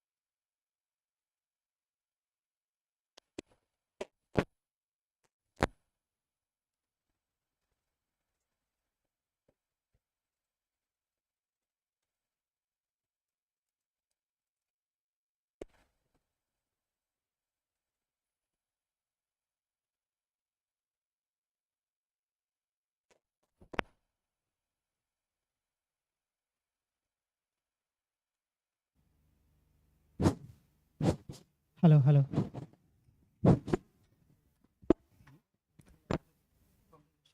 Oops, okay. Not just. Okay. Hmm. Right. Yeah, right. Yeah.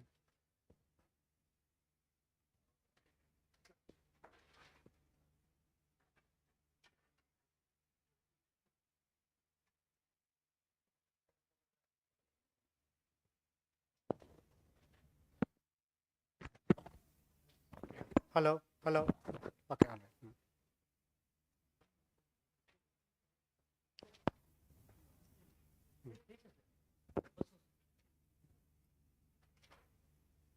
So while this is coming, so this discussion is about, in general, the meaning and some framework of aerial networking.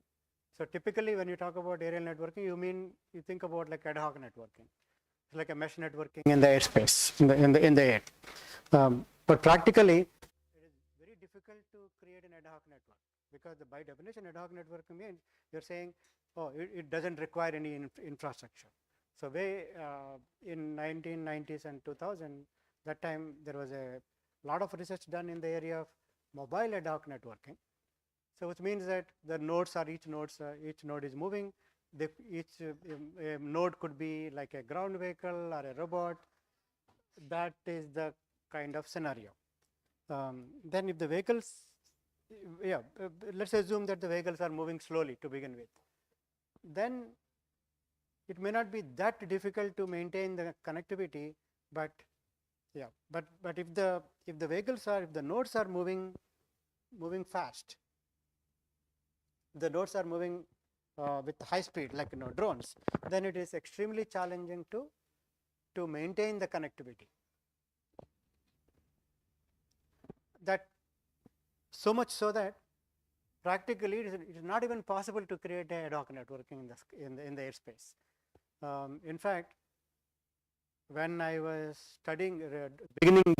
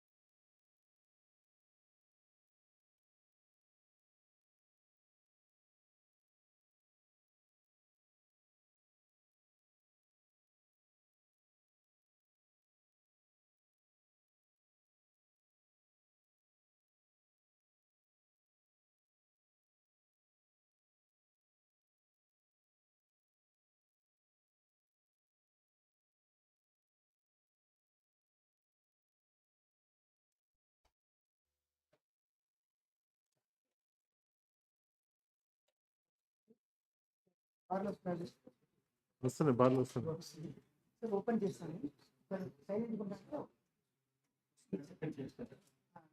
Light చిన్న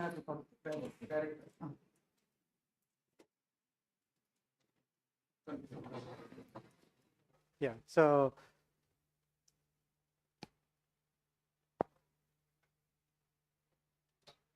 as I said, you can practically buy few radios.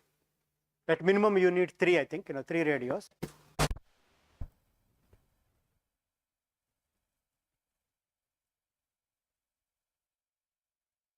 So you can see that you can clearly create a network.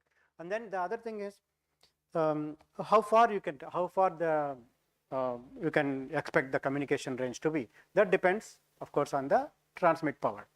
So, for example, when we did the first demonstration, initially the radios were configured like 1 watt. So, with 1 watt, probably we were able to see the communication range to be about 1 or 1.5 miles, right? But then of course you can most of these radios come up with the you can tune the transmit power, but by changing it to 10 watt, we were able to see nearly 10 miles. One more issue is look at the type of links that you are going to see. Now, one is the air to ground communication link, and then you have air to air communication link. So in the next few days, we are going to learn about something called channel models. Now, what will be the channel model from air to ground and air to air? So these are good problems. Those who work in the physical layer, they are interested in modeling these channels. And there are excellent work that already been done, especially for air to ground. So we need not only theoretical models, but before you even come up with theoretical models, you need some empirical results and a lot of measurements. So that area is also very resourceful, very rich. Basically, channel modeling from air to ground and air to air. The typically for cellular network, cellular phones, and the cellular networking, the channel modeling is restricted to ground vehicles, terrestrial channels. For example, from the cell tower to the user, so that area, there a lot of work has been done because the cellular service providers, they need that kind of modeling. So a lot of work has been done in that direction. But in terms of air to ground, the topic is new, but over the last 10 years or so, there has been a lot of work done in that area also. I can point out some of these references later. But in terms of air to air, that not a lot of work has been done. There are also few what you call facts or assumptions that we make is that air to air channels, we assume that it is almost like a free space. It to some extent it makes sense because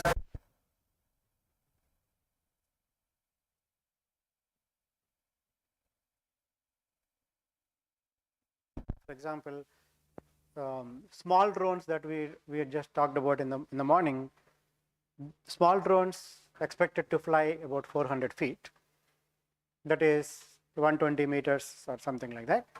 So at that height, you expect multipath. So first of all, what do you mean by multipath? When you have multiple vehicles in the airspace, suppose vehicle 1 and vehicle 2 are there, and let's assume that they are about, as I said, we talked about before, under 400 feet. Then depending on the terrain model,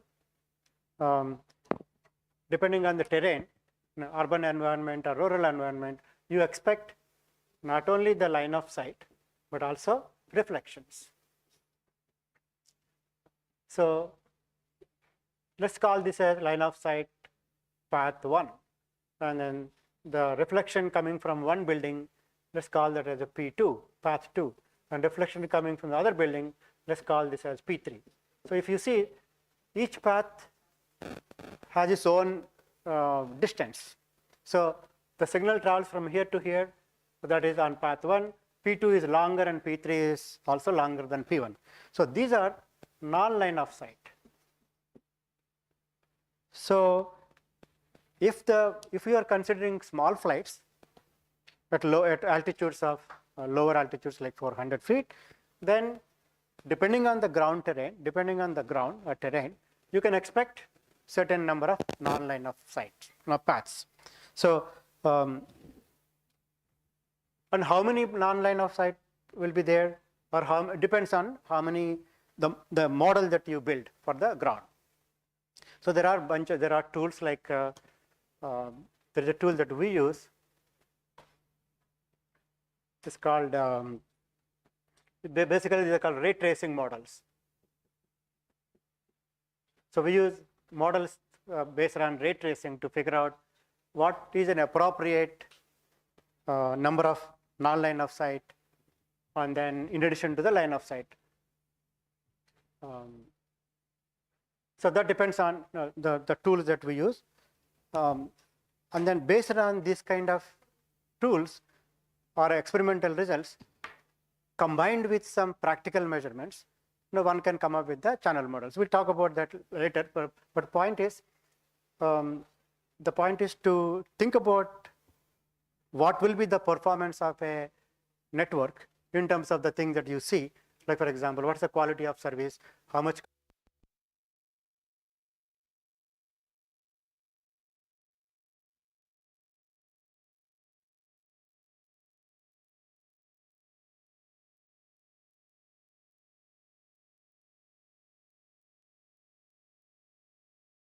the sky. So these are the things we need to know, how to come up with heterogeneous integration, or that means integration of different types of vehicles, and then how do you define the quality of service, what kind of topologies or networking architectures we need to assume, and scalability. Those are the technical issues. And also in terms of regulations, at what heights you can fly, and what is the what is the kind of environment that we are expecting. So these are the things that you need to include in designing in general strategies or protocols or models for networking. And then why do you need, what is the need for aerial networking? Why do you have to worry about creating a network of drones? Here are some applications. The vehicles are typically heterogeneous, but maybe if you are thinking about if you think of like a fleet of vehicles, maybe in some cases the vehicles may be homogeneous or same type of vehicles, but in most of the cases vehicles could be of different kinds. UAVs are the term UAV is very generic. It could be small vehicle or a large vehicle, and typically for the advanced applications we use like vehicles like eVTOL. eVTOL is electric vertical takeoff and landing vehicle. Those are like helicopter size, and especially for carrying large cargo or people, these eVTOLs are the standard name that we use. The type of applications are we have talked about this before. Is for disaster relief operations, or when you refer to advanced air mobility, we are referring to air taxis. Okay, in general, if air taxis become so common, then we can expect fleets of vehicles. Think of like given a particular route. If you designate some location 1 in one place and location 2 in some other place, then probably you can see that once you establish the route, vehicles will be flying continuously, and like in a sequence. You won't see like flocks of birds. The aerial networking means in some applications you might see flocks of like a fleet of vehicles similar to a flock of birds. But most of the time, mostly when for advanced applications like air taxis, you can expect the vehicles to be like trains or buses going in the same route, one after the other. rather than congregating like a group. So there is a but in terms of networking, applications like search and rescue, it's possible that you have a like certain number of nodes, and that there is a need for always being connected. Like I think search and rescue is a good example where you are deploying certain number of vehicles to maybe search for a mountain area, in case there are some incidents where the children get lost or some people got lost and you want to look around. So there is clearly a need for networking, but what type of topology and what type of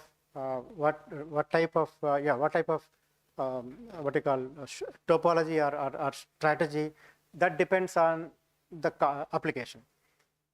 But if you are talking about air taxis or drone deliveries, you don't expect that like a network that looks like network on the ground. So there are differences between networking on the ground and networking in the airspace. So there are some networking strategies. For example, how do you form a network? That is something that I would like to discuss in a minute. But before that, let's look at a little more context. Okay, what type of information is being communicated between the nodes? So one is control and command type of messages, meaning that like navigation related, controlling or sending messages to that help in navigation include move left and right or go straight. So those kind of command and control vehicle messages are very small. They fail, the message length could be in terms of probably tens of bytes or hundreds of bytes. But when it comes to like sharing a route, for example, typically route is pre-coded or planned before, and then a drone is supposed to follow a predefined path. But suppose you want to change the route in the middle of the flight, then probably you send messages. A ground control station can send a message to the one drone, and one drone can pass on to the other drone. So basically, you're sharing route information between the drones. So that kind of messages probably will be little longer, but not too much. Meaning it won't be like megabytes. It will be still like a kilobyte type of message. So we talked about command and control type of information. We talked about sharing or changing the route in the middle of the flight. So those are still small. The next level of information is probably sensory information. Suppose you are sharing whatever sensor data that you collected from one drone to another. So that's another type of message. They are still small. The largest message probably is something like images or video. So you don't see typically you don't see a lot of information flowing from a drone to drone. You can assume that there are probably 10 kilobytes, tens of kilobytes, not a lot. So in some sense, now again, let's look at the big picture. Command and control, the packet length or the message length is small, but the frequency may be higher. And then any sensory data, as long as they are not images or video, they're still small in maybe tens of kilobytes, but the frequency is not so high. So command and control are small packets, high frequency. The remaining data varies depending on what sensor we are looking at, but the frequency is very low. So in general, you don't really need a lot of high bandwidth or high data rate for networking. But in general, these are we can categorize control information, sensing information, coordination related information. So these are the type of data that you expect to share. So then what is the biggest challenge in ad hoc networking and aerial networking? It is maintaining the connectivity, because the nodes move faster compared to ground vehicles. So even on the ground, especially if you are creating a vehicular ad hoc network or vehicular networking, you still face the challenge. But the challenges in aerial networking are different. In the real challenge is how to maintain the network despite the mobility, despite high mobility. And in terms of visualizing the problem, we can see that high mobility leads to topology change the network. So basically, to understand mobility, understanding mobility, you can think about mobile or dynamic graphs. That's the right way to is how to model dynamic graphs and understanding not only modeling but in terms of topology changes, and then what is the impact of this mobility on the performance. So these are very good research problems. In fact, I spent almost a decade, 10 years or minimum 10 years, or more than 10 years really, I spent on understanding the idea of mobility. Like for example, if anybody has worked on graph theory, some of the things that are of interest here is what is what you call Laplacian graph. So Laplacian of a graph refers to it differs to, for example, the degree of a node, and then how many nodes a degree of a node actually refers to how many nodes it is connected to. So it is built on degree of the nodes as well as the adjacency matrix. Again, I'm just giving a pointers, not going too deep into this, but Laplacian of a graph will tell us describe the topology in terms of the connectivity of the graph. Then how do you model a mobile graph or dynamic graph? You can model a dynamic graph or dynamic topology of a network in terms of a series of static graphs. So hope you see the point, you see the idea here. So it's a collection of, or maybe a superset of static graphs.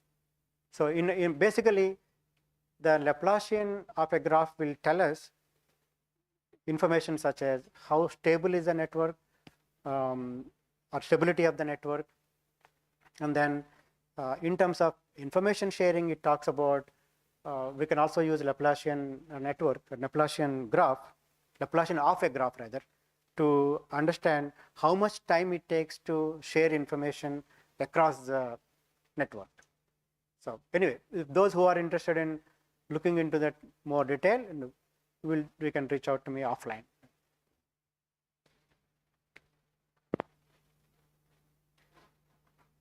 All right. In terms of connectivity, how can we provide connectivity to the network? One is through cellular. So here also, in some scenarios, you can assume that there's one base station, one cellular station, providing support to the drones that are connected to the cell tower. So remember how we are flipping the problem. In the previous class or previous lecture, we are referring to how you can provide connectivity to the ground users, to the people who are using the phones. But this time we are flipping how to provide connectivity for the drones. So obviously you could use you can see that one base station on the ground can provide connectivity to several drones in the airspace. Yeah. Another relevant thing is you can assume that each drone is like a phone. So think about that. Think like that. If you assume that each drone is like a phone, then basically each drone is like a user. So you say like a UE or user equipment. Then all those you can assume that how does one drone talk to another drone? Just like the way we are talking on the one phone is being used to, talking to another phone. You can think of a network like that. So we'll get into that a little more later, but generally, in general, you can use cellular communication to provide communication support for the ground. The same way, you can also use satellite communication for providing communication support for drones. So in that case, this is very common actually. No, this is new.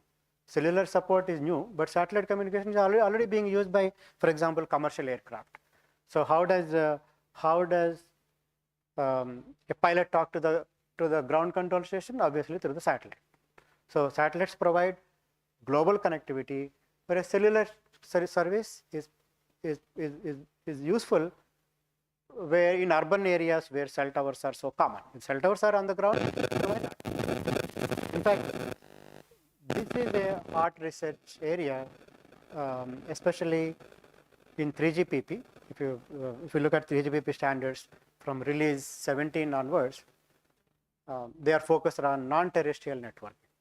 So those who are interested in understanding how cellular network can be used to provide communication support for the ground. So to try to differentiate, make sure you differentiate cellular communication for the basically communication support for drones is different from communication support from drones.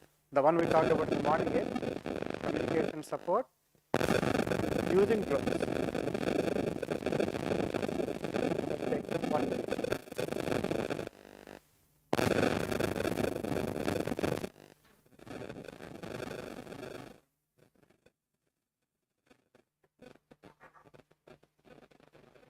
Yeah. Okay. So another way to look at it, another way to visualize, this is coming from the ground and this is coming from the space. And an ad hoc network refers to using some sort of a radios that like Silvus radios that I was referring to, like putting a radio on each drone and forming a mesh network. So typically those are the three things. I'm ignoring this for a sec for now. Okay, let's take a few minutes on to understand this idea here. So imagine that there are multiple base stations. So imagine that there are multiple base stations and there are multiple drones flying. Let's focus maybe one drone at a time. If there is one drone and the drone is flying around in this area, then just like the way your phone is able to connect to the drone.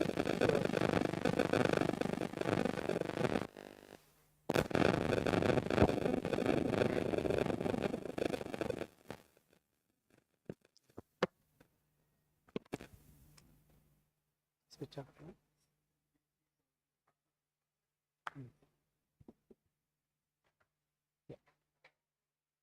Okay, so imagine that there is one drone in the air and there are the base stations.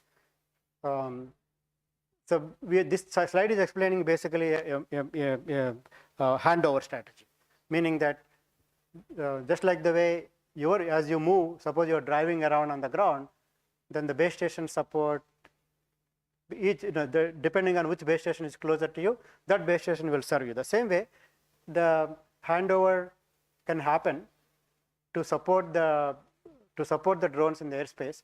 Base stations are forming a network, and they can service depending on the proximity.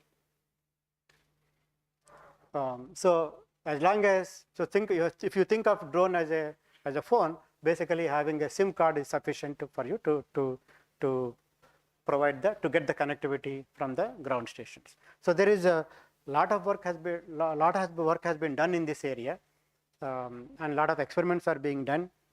A lot of cellular companies are like Ericsson and Nokia. They have done a bunch of experiments to see how effective is this kind of service. So the limitations will be, especially focusing on the cellular supported drone network, the limitations will be that if the cell sites are not there, then obviously you won't get a service. The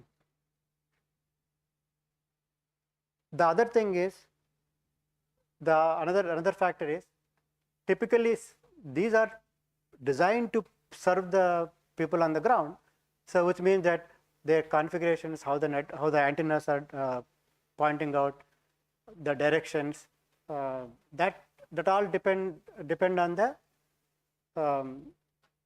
it is configured or optimized for the servicing the users on the ground. So if you want to use the same base station to support drones, then you need to come up with some other strategies in terms of network, like some sort of multiple antennas, beamforming, and those kind of techniques are to be used.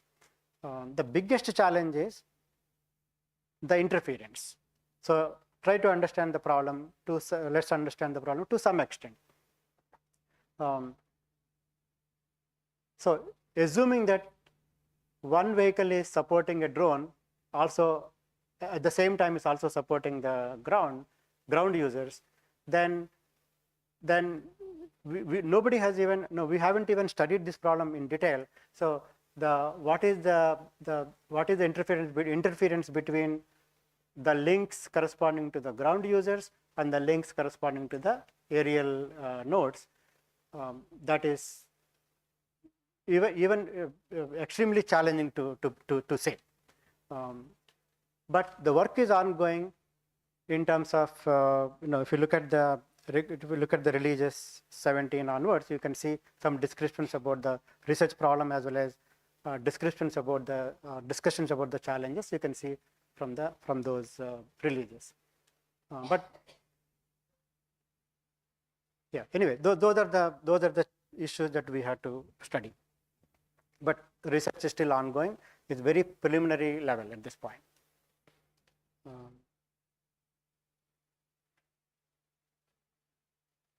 Okay, one thing that I wanted to discuss is, okay, let's look at this slide.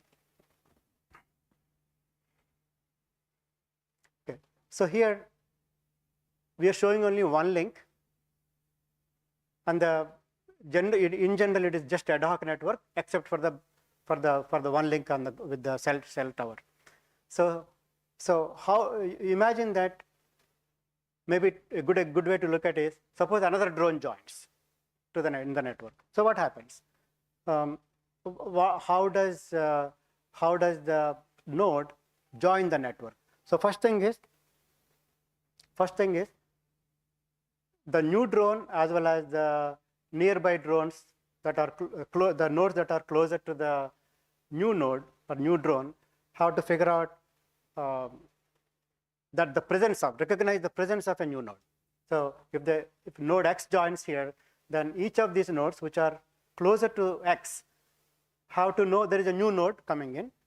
So how can that happen? So one example, one way to do that is, like there is something like a broadcasting. Assuming that every node in the airspace is broadcasting its presence, meaning that its location information is in the broadcast message, then the new node will figure out, oh, I'm closer to, maybe let's call this to node Y. So X is joining and Y figures out, okay, there is X coming in, and then X also knows I'm closer to Y. So look at this in a little more detail. So the broadcast message should contain location of the node, like XYZ, and latitude, longitude, and altitude. At the same time, it also has to advertise the IP network address. So there is a standard called remote ID, which is currently available. It is not only available in the US, but everywhere. It is, the standard body is called ASTM. ASTM is an international organization. It has developed the remote ID standard. Remote ID standard simply it includes, the name is not reflective of exactly what happens, what is the process of broadcasting, but typically it includes the location information as well as the network ID. So So with that information, it's like you can discover, if a new node comes in, the new node will discover the nodes, other nodes which are proximal, and also network, the nodes which are already in the network also will recognize, oh, there is a new node coming in. So once the discovery process is done, the next step is change the network topology has to be changed. So there should be a process of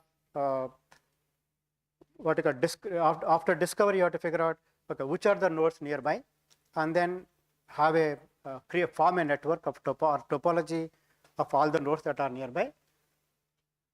And then if you want to share any information, then you have to create a session onwards. You create a session before you start any communication sharing.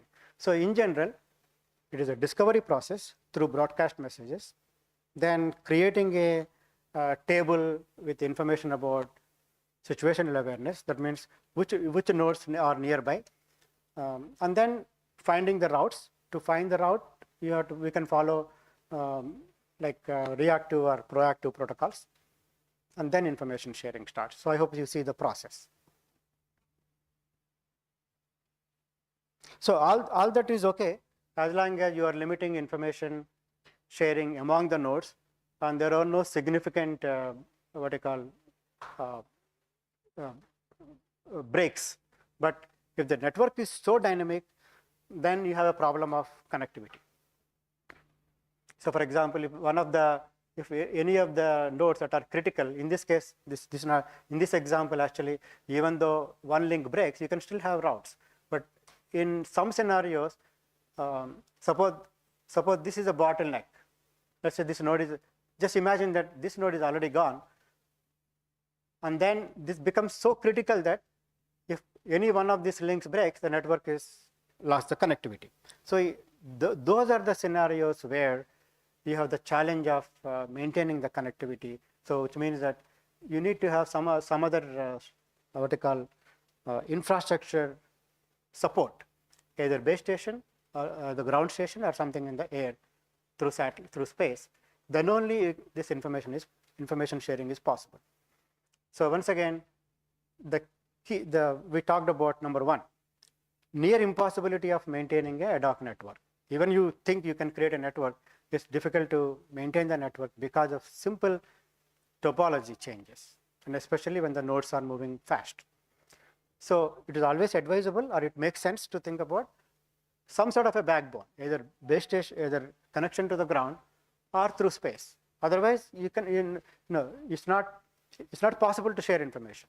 The network doesn't make sense if information sharing is not possible if there is no what you call network is not stable. That's number one. Number two is, just like the way we can create a ad hoc network and maintain on the ground, assuming that the links are stable, it is possible to dynamically change the topology based on or whenever a new node comes in, we look at the discovery process, followed by creating a network, making changes to the topology, and then whenever there is a need for communication sharing or information sharing, we use create a session and then complete the session after the information is exchanged. But all this is still, even though it is possible to create a network, it is extremely difficult to what you call maintain the network for longer time. So that creates new challenges. For example, if you are trying to authenticate a node, like for example, let's say there's a network is like this at a given time. Then you're trying to authenticate a node. Then what would happen? You start some sort of a negotiation, but before the negotiation is complete, network can break. So what that means is that traditional protocols that we use on the ground for security or authentication, those may not work. The reason is, on the ground we assume that network is stable, the link is stable. But in the air, the moment you start, for example, for authentication, you ask a question, and then by the time you get the response, network may break. So we need to come up with some novel ideas or novel protocols for security, because terrestrial networking strategies, including security protocols, may not be reasonable, because your expectation is that you can the network is stability of the network is assumed on the ground, but in the air it cannot. So given that, you need to, there is a need for coming up with lightweight security protocol, lightweight authentication protocols. Yeah. So I will leave it there.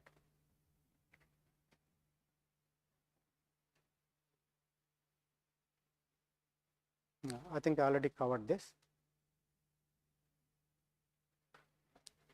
Yeah. In terms of, we talked about quality or performance indicators. Now here are the things. Delay itself is not a big deal, because unless it is like unless, because the delay, when I say it's not a big deal, that if you really compute the delay, it will be sufficient enough for real-time operations, because the distances are not too much. So, but of course, delay for real-time applications, it is important to minimize the delay, but it is not really a big issue. Jitter is a problem, because the network, because of instability of the network, you can see jitter is an issue.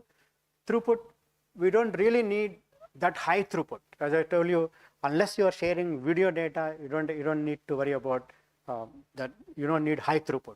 For example, things like Wi-Fi. I mean, it's not that no, I'm not suggesting that Wi-Fi would work, but Wi-Fi kind of performance metrics are reasonable. Reliability or resiliency is a challenge. Yeah. By the way, there are two types of payload information. Something called non-payload, or other term is control and non-payload communication. That means that means non-payload refers to command and control. Yeah, non-payload means, payload means typically is like sensory data, like camera data being transferred from one drone to another drone. That's called payload communication. But non-payload refers to control and command, which are small. Non-payload or control and command information is small packets. They don't need high data rates. But what is more important is low latency. Small packets, small size packets, but they need to be transferred quickly. Command and control, of course, have to be highly very fast. Payload communication refers to like sensory data, like camera data, that requires high throughput. No, but probably we don't need to worry about ask for ultra low latency. Command and control definitely requires high low latency, but payload communication or payload information doesn't require that kind of thing. Yeah, but it is still challenging, because once again, because of the topology changes, because of instability of the network, it is very challenging to send a lot of data at that high throughput data from one drone to another drone.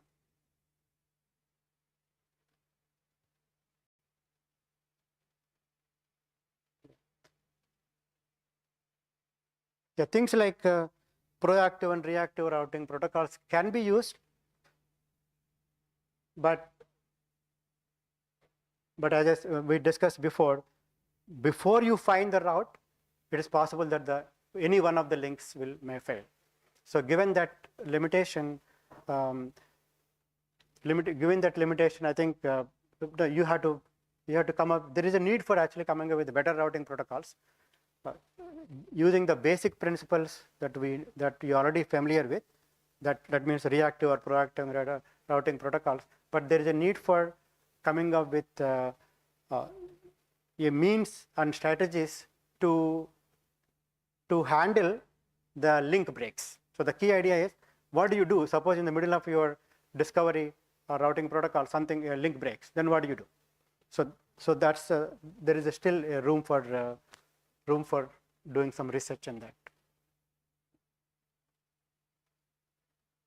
Yeah, that's what it means. how do you minimize the disruptions of link failures? So in whatever protocol, whether it is a routing protocol or security protocol, this is the key.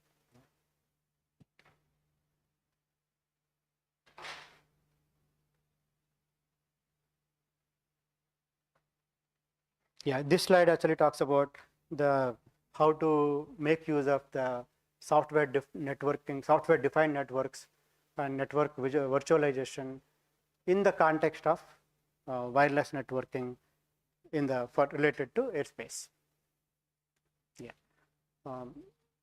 Yeah, we won't go into detail, but generally point is SDNs are suggested for for aerial networking. So there is some work in recent years. There has been some work. First of all, SDNs are suggested for wireless networking in general. So SDNs for wireless is already there. But what I'm referring to is SDNs for aerial networking is something new. All right, I think we are pretty much there. Okay, here is the big picture. Obviously, you cannot expect homogeneous nodes in the airspace. So interoperability and heterogeneous integration are the important aspect. Plus, routing strategies that we know that are working for terrestrial network have to be refined or redefined to handle the breaks, link breaks. And then, yeah, so there are some requirements coming in from quality of service, and there are some requirement that come from regulatory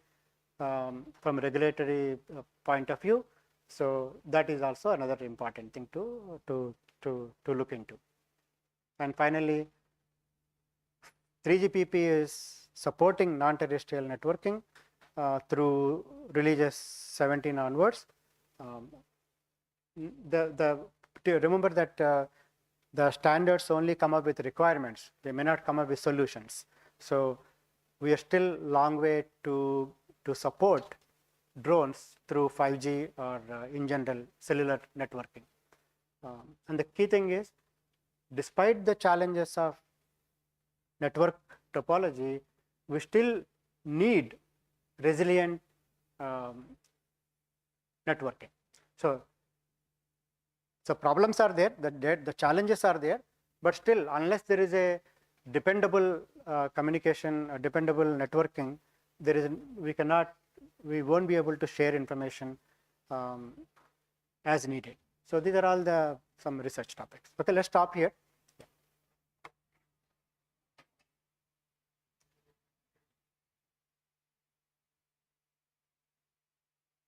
Yeah, you can also ask me tomorrow if you just mull over, and maybe we can share these lectures. Once you see the lectures, and you can always, we have 9 more days to go about. So you don't have to do everything today.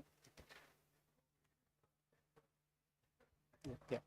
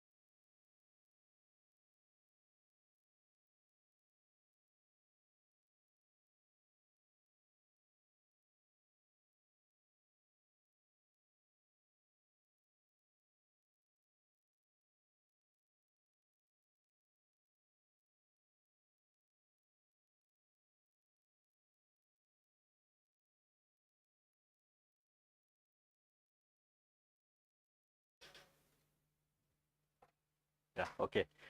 So I'll be spending some time on the fundamentals of wireless communication, assuming that you have advanced topics up till now.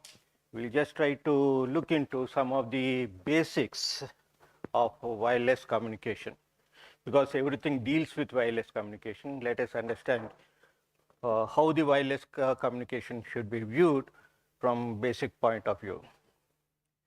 So let us assume, or let us start with a basic wireless communication system, be it be a cellular system, or it be a satellite system, or it be ad hoc network, whatever you call it as, drone network and all. Everything boils down to a wireless network.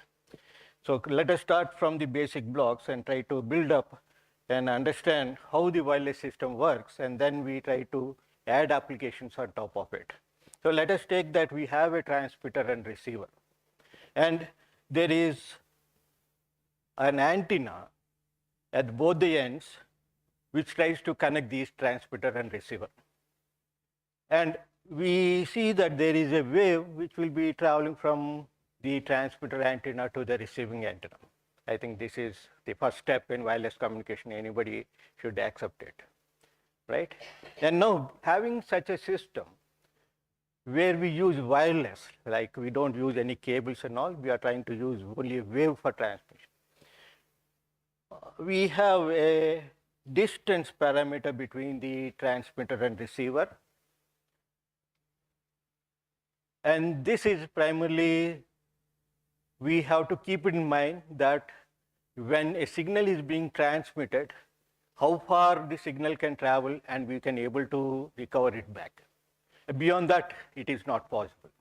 So there is a factor which limits the distance, and that distance is governed by free space relation, which tells exactly how much power we can receive at the receiver given the transmitted power PT, and gains of the both the antennas. Generally we take it as unity for simplification purpose.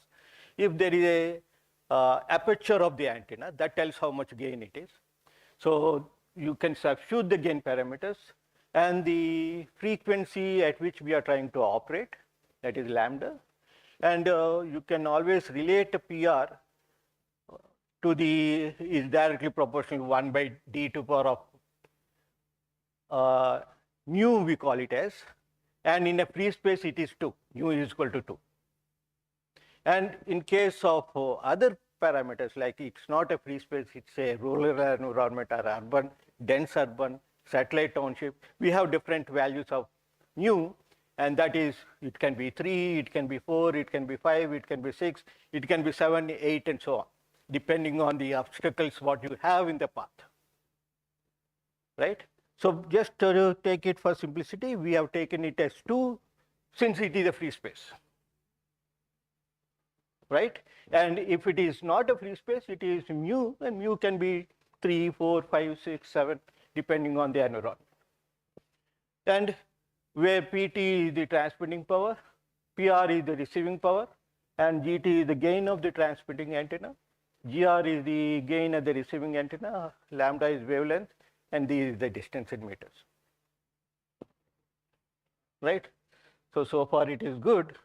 Now let us try to again look at this block diagram. And now, for this wave to transmit, we need a frequency. And it is not a single parameter frequency, we need a band of frequency to which the signal travels, and that we call it as channel capacity, or what is the bandwidth of the channel which is allocated. Because the free space, if you try to look at, the frequency can start from 0 or 1 to gigahertz and so on, right? But all is not given to you. You have to specify which band you want to use it, whether it is a licensed band or unlicensed band, and you have to pay for it. It is not free of cost, right? So how much you invest in it, you get that much of channel for your usage. And if you try to look at the spectrum, what is available, and this is from the resource Terreson and Com. So you have the wide spectrum is there with different types of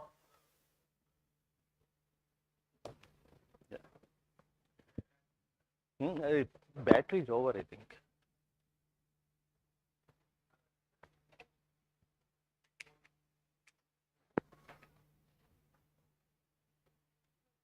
It's not connecting. ಯಾವುದು Bluetooth కదా battery is over. I think battery is over.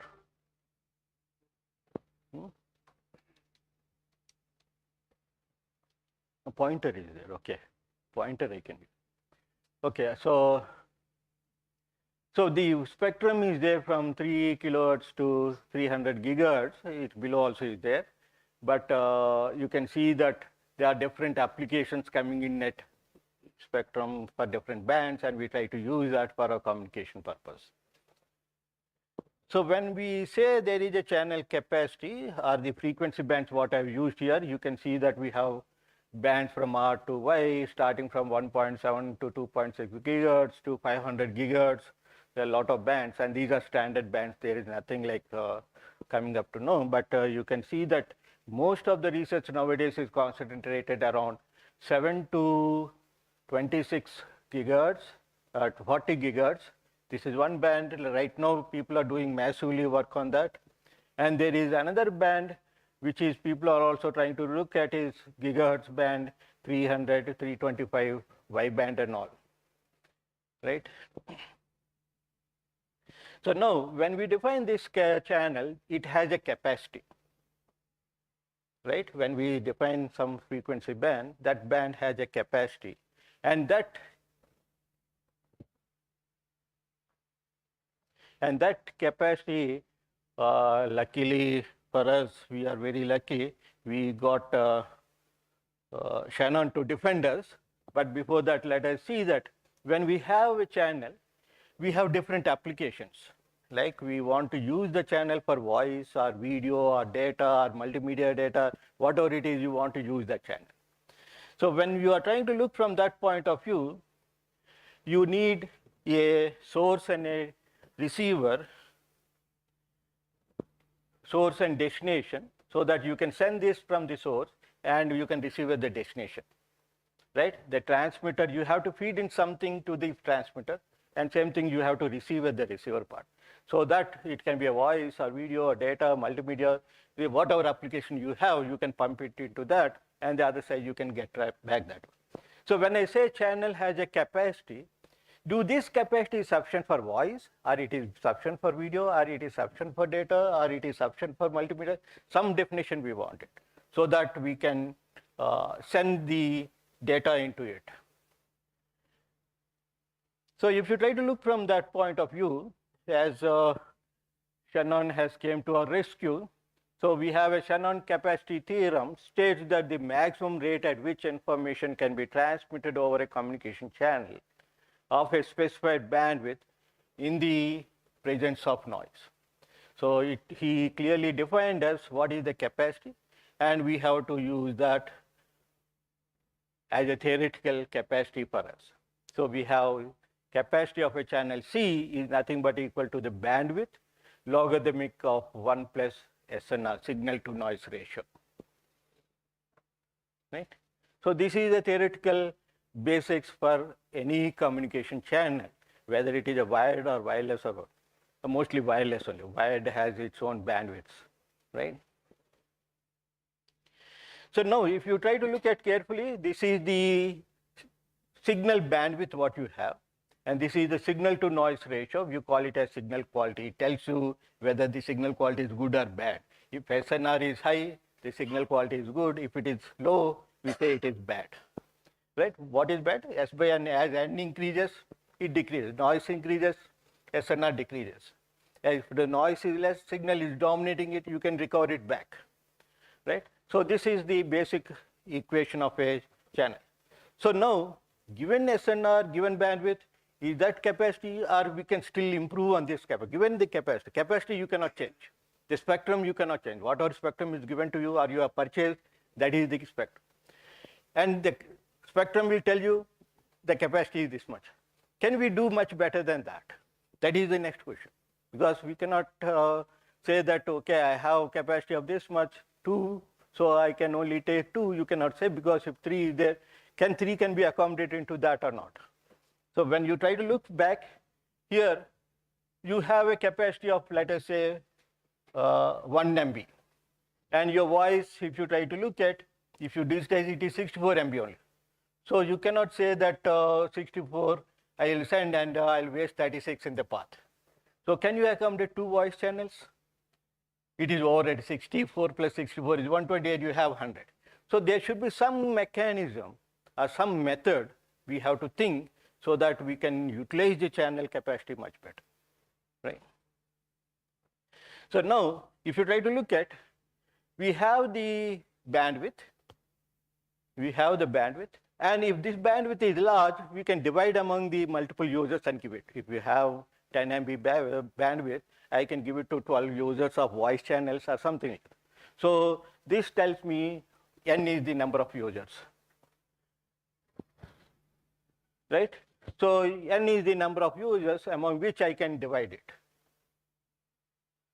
Okay, so the bandwidth, I want to use it efficiently, so I given it to N users so that I can send more information into the channel instead of 1 at a time. And now, when I increase the number of users, then the interference starts. Like, for example, you have a class of 10, I can still hold the class at the minimum interference. If it goes to 100, you will see a lot of crosstalks going on between the people. That is nothing but interference. So here, when we have N is going up, the I parameter is coming to sit into the equation. And that is what we call it as SINR, signal to noise interference and noise ratio, right? So we have signal to noise ratio and the interference coming into picture. And then now, if the users are using 2 different frequencies, I have 2 bandwidths, so I can increase it still further. So number of antennas will tell me how many users I can fit into it. So this is almost towards the MIMO systems which we are trying to look at. Okay. So the number of users as they increase and the antennas also as they increase, I can increase the capacity. The same capacity I can reuse for so many people, right? So basically we have started with NO and we have seen the methods of improving it. If we have a larger bandwidth, we can divide among the number of users. As the users increasing, the interference is coming into picture. And if there are multiple antennas, we can still improve it. Okay. So now this is our channel bandwidth, right? In the earlier equation, we have defined it as channel bandwidth. This is our channel bandwidth now.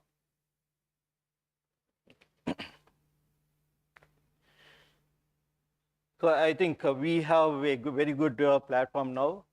The users we have to increase, and as we increase the number of users, we are seeing I interferences coming into the equation. And if you have more number of antennas, you can still improve the transmission.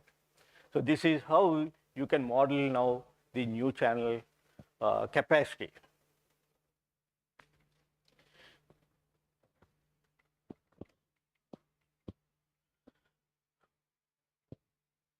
So now, when we look from the earlier picture, you can see that we have voice, video, data, multimedia, and so on, right? And when we want to share the channel among the users, you have to look from this signal point of view. These are all, if you have analog signals, you have to convert into digital format. Okay, if voice is analog, put it in digital. If data is analog, like telemetry data coming from temperature sensor or some sensor you have to convert into digital in it, because the process and all understand only digital, they don't understand analog anymore. So somehow we have to convert this into a digital domain and then use the channel for transmission. And similarly, on the other side, you convert back into analog and you can use it. Okay, so if it is analog, we have to convert it, digitize it, and then use it. So if you want to do that, you have an analog signal continuous in nature, and then we try to sample it at a discrete interval. And what is that controlled by? Nyquist sampling theorem, which says that your sampling frequency should be greater than 2 FM. The maximum frequency or that is possessed in the transmitting signal. And then at that samples, you try to hold and then sample it, then quantize it. Okay, because when the samples are coming in, you hold, quantize it, again hold, quantize it, again hold and quantize and so on. So you need a hold circuit and then you quantize it. And these levels of quantization will tell you the errors in the reproduction of the signal. And then you get back your digital signal. Use encoder to tell 1 and 0 and then produce it out. Okay, these are the steps what we try to use for converting the analog signal to digital. And we have different ways of representing digital signal. It is not 1, 0, and 1. So we can use non-return to 0 or return to 0 or bipolar, biphase, differential manufacture, delay, bipolar. We have different formats. So whichever format is good for the channel, you can pick it up and use it. So there are some thumb rules which says that NRZ has highest content at lower frequencies, bipolar tightly packed around T/2, and Manchester's is wastage of bandwidth and all. You can just see the graphs which are there. I hope it is not visible right now. So the Manchester, if you try to see, this is the graph of the Manchester code, and this is the graph of bipolar code, which is, it's not, the colors are not coming up, right? So now we have this equation, right, which is the equation what we have seen now, right? So now we have just seen that if the number of users increases, then interference comes up. So when we try to increase the number of users, we need a technique to combine all these signals and transmit it. So we call it as multiplexing. We use a term called multiplexing, where we multiplex all the input signals into a higher order channel and we transmit it, right? So we have different types of multiplexing techniques.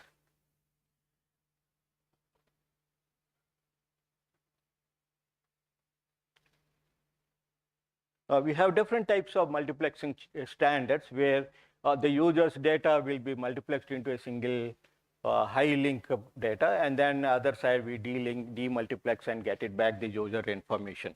So if you try to look at, we have different types of multiplexing techniques: frequency division multiplexing, time division multiplexing, wavelength division multiplexing, code division multiplexing, and space division multiplexing, and so on.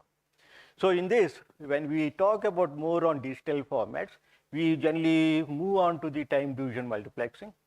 And in this case, we have two types of time division multiplexing. One is synchronous, the other one is asynchronous, or you can also call it a statistical time division multiplexing. So in case of synchronous multiplexing, the receivers have to be tightly synchronized so that they can get back the information at the other side. And transmitting, also mixing up signals, is very easy. And in statistical, you have the slots with you. So on the user demand, you allocate the slots to the users. So these are the techniques what we try to use in time division multiplexing. And in frequency division and all, the signals are still analog in nature. You can use analog multiplexing for that, or you can use some FDM techniques of using that. And wavelength is mostly used for light to optical communication. And code division multiplexing is, again, you can use for digital formats and analog also. You have orthogonal codes which are there, which you can mix it up and transmit it. And space division multiplexing is your cellular technology, where each base station is repeated over and over again. Then when we do that multiplexing, the problem with the multiplexing is the slots are fixed and the users are being allocated the slot, and if the user doesn't want to use it, the slot goes waste.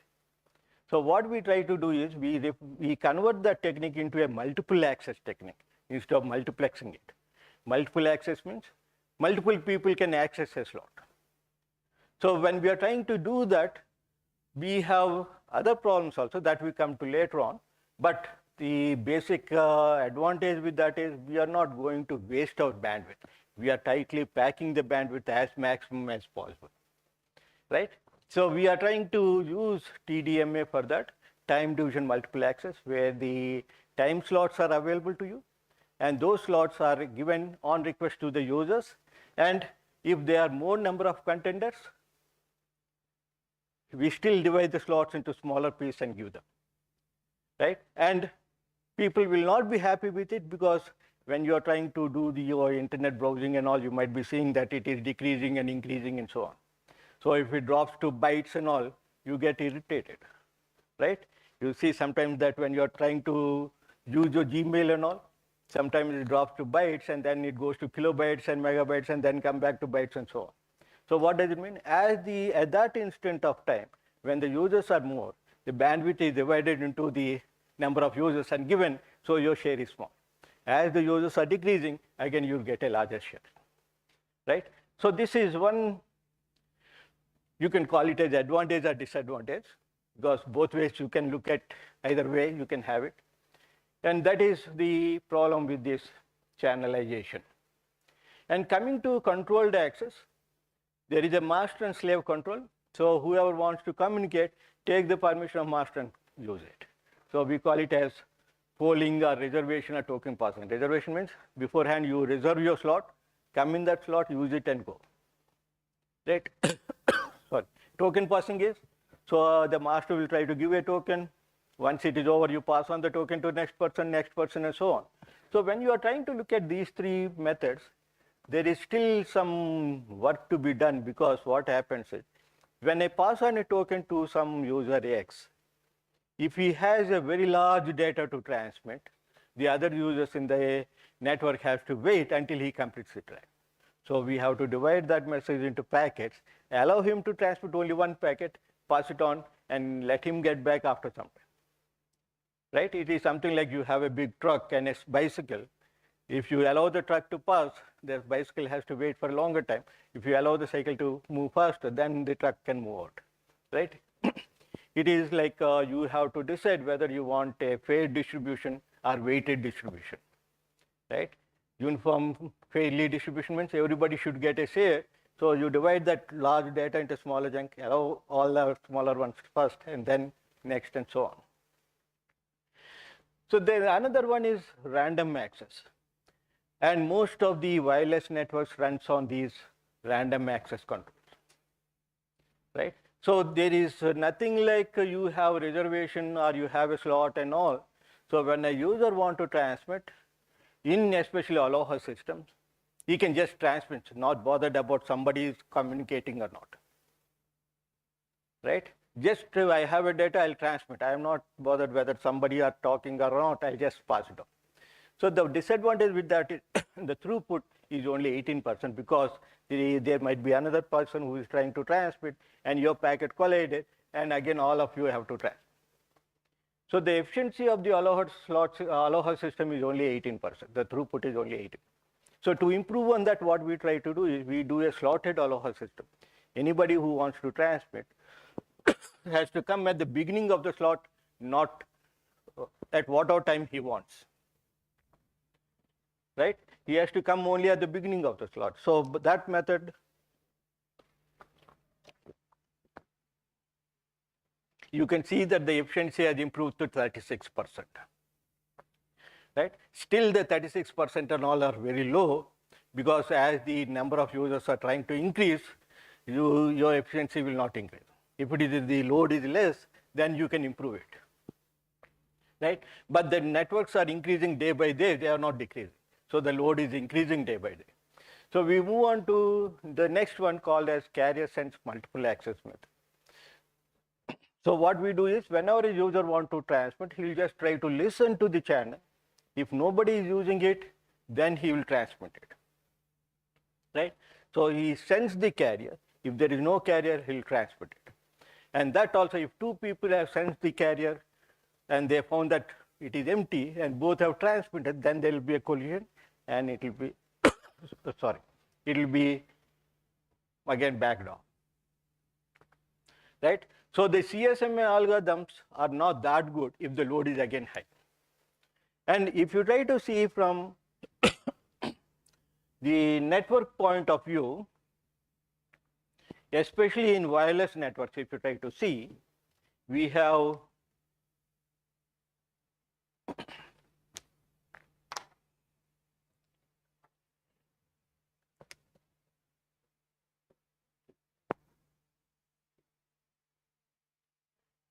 if we have 3 stations, and if A want to communicate to B,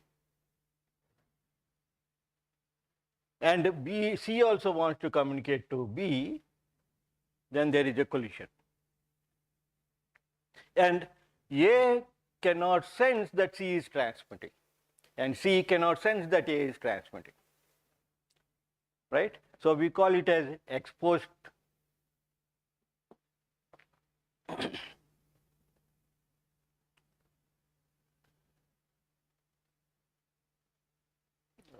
It is not exposed.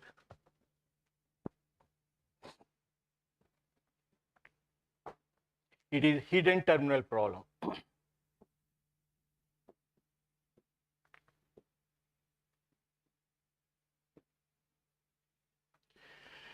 So C is hidden from A and A is hidden from C. Okay, A doesn't know that C exists at all on the network, and C doesn't know that A exists at all because they are not in the communication range of each other, right? So such type of problems are more in wireless communications. And it's not only that, there is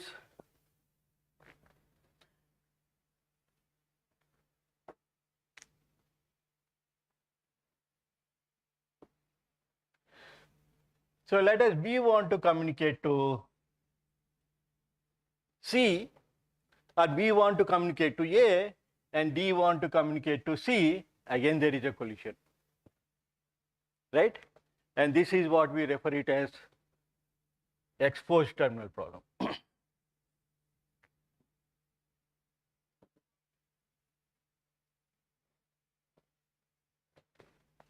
And both these things have to be handled in wireless network because we don't have any feedback in the wireless network. When you transmit, you don't know whether something has happened at the other end or not.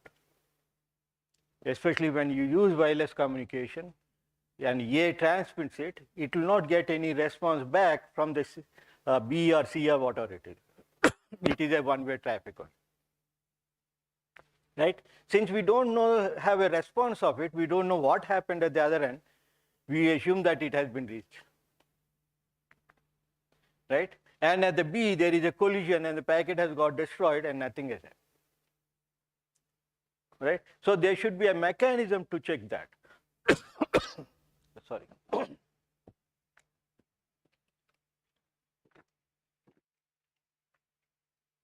So we use a method called as RTS and CTS, what is referred to as ready to transmit and clear to send.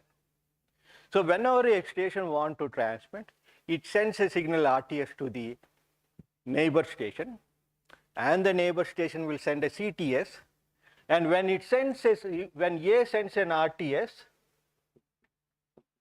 C sends an RTS, and when C hears the CTS, will stop transmitting until A finish transmission, right? We call it as RTS-CTS communication, and that is what we refer it as collision avoidance, CA, right? And that is what we refer it as collision avoidance. And most of the wireless networks works on collision avoidance only. Okay. So when we are trying to look into this wireless part more seriously, let us assume that there are 10 drones flying around and they want to communicate among themselves. It is a simple problem, right? We have 10 drones and they want to communicate among each other. So now the access mechanism, who will talk first, who will talk second, who will talk three, and so on, right? So now we have to find a mechanism to solve that. And that is what we call it as random access. We don't know which drone has information to transmit to which drone and so on, right? So in the network, if you try to see, we have multiple drones sitting over there.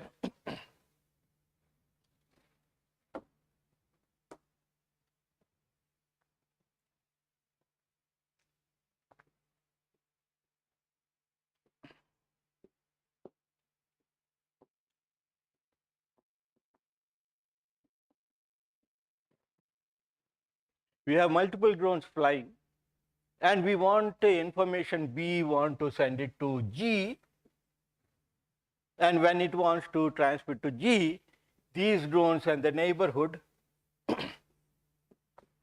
should not talk. Okay, they should not talk for a small period of time until B transfers the information to G, right? Or any other drone. It's not only B. If we C also want to talk, the others should not talk, because these are again in the communication range. So whenever we have an environment such as the multiple drones which want to communicate among themselves,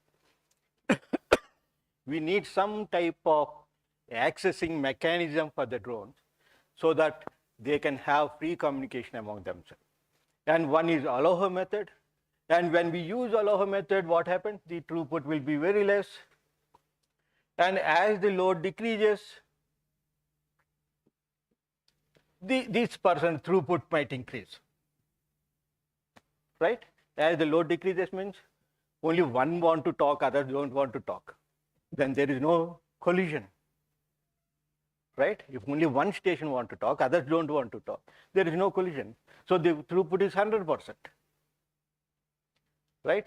And if the number of drones are increasing and they want to communicate, then the throughput goes below and it reaches to 18%. That is the minimum, theoretical minimum, right? So when we are trying to look into the drone network in the future, it is not that one drone is flying. There might be thousands of drones flying. Like right now, everybody has two-wheeler. Nowadays, everybody has four-wheeler. So when all the four-wheelers comes on the road, we have to design a transport network such that they can move without any collisions and all, right? Similarly, here also we have to manage the transport network such a way that the collisions are minimized. Because everybody will own a drone and it will be sitting in their house. Tomorrow they want to go anywhere, they'll come and sit in the drone, start flying, right? Because today you own a four-wheeler, tomorrow what is not guaranteed that you will own a drone? You might not be owning a helicopter, but drone everybody can manage, 1 lakh, 2 lakh, 3 lakhs, right? Car only you are putting 20 lakhs, right? Right now if you want to buy a car, you are putting 20 lakhs. So drone, 4 lakhs, 5 lakhs, everybody will buy.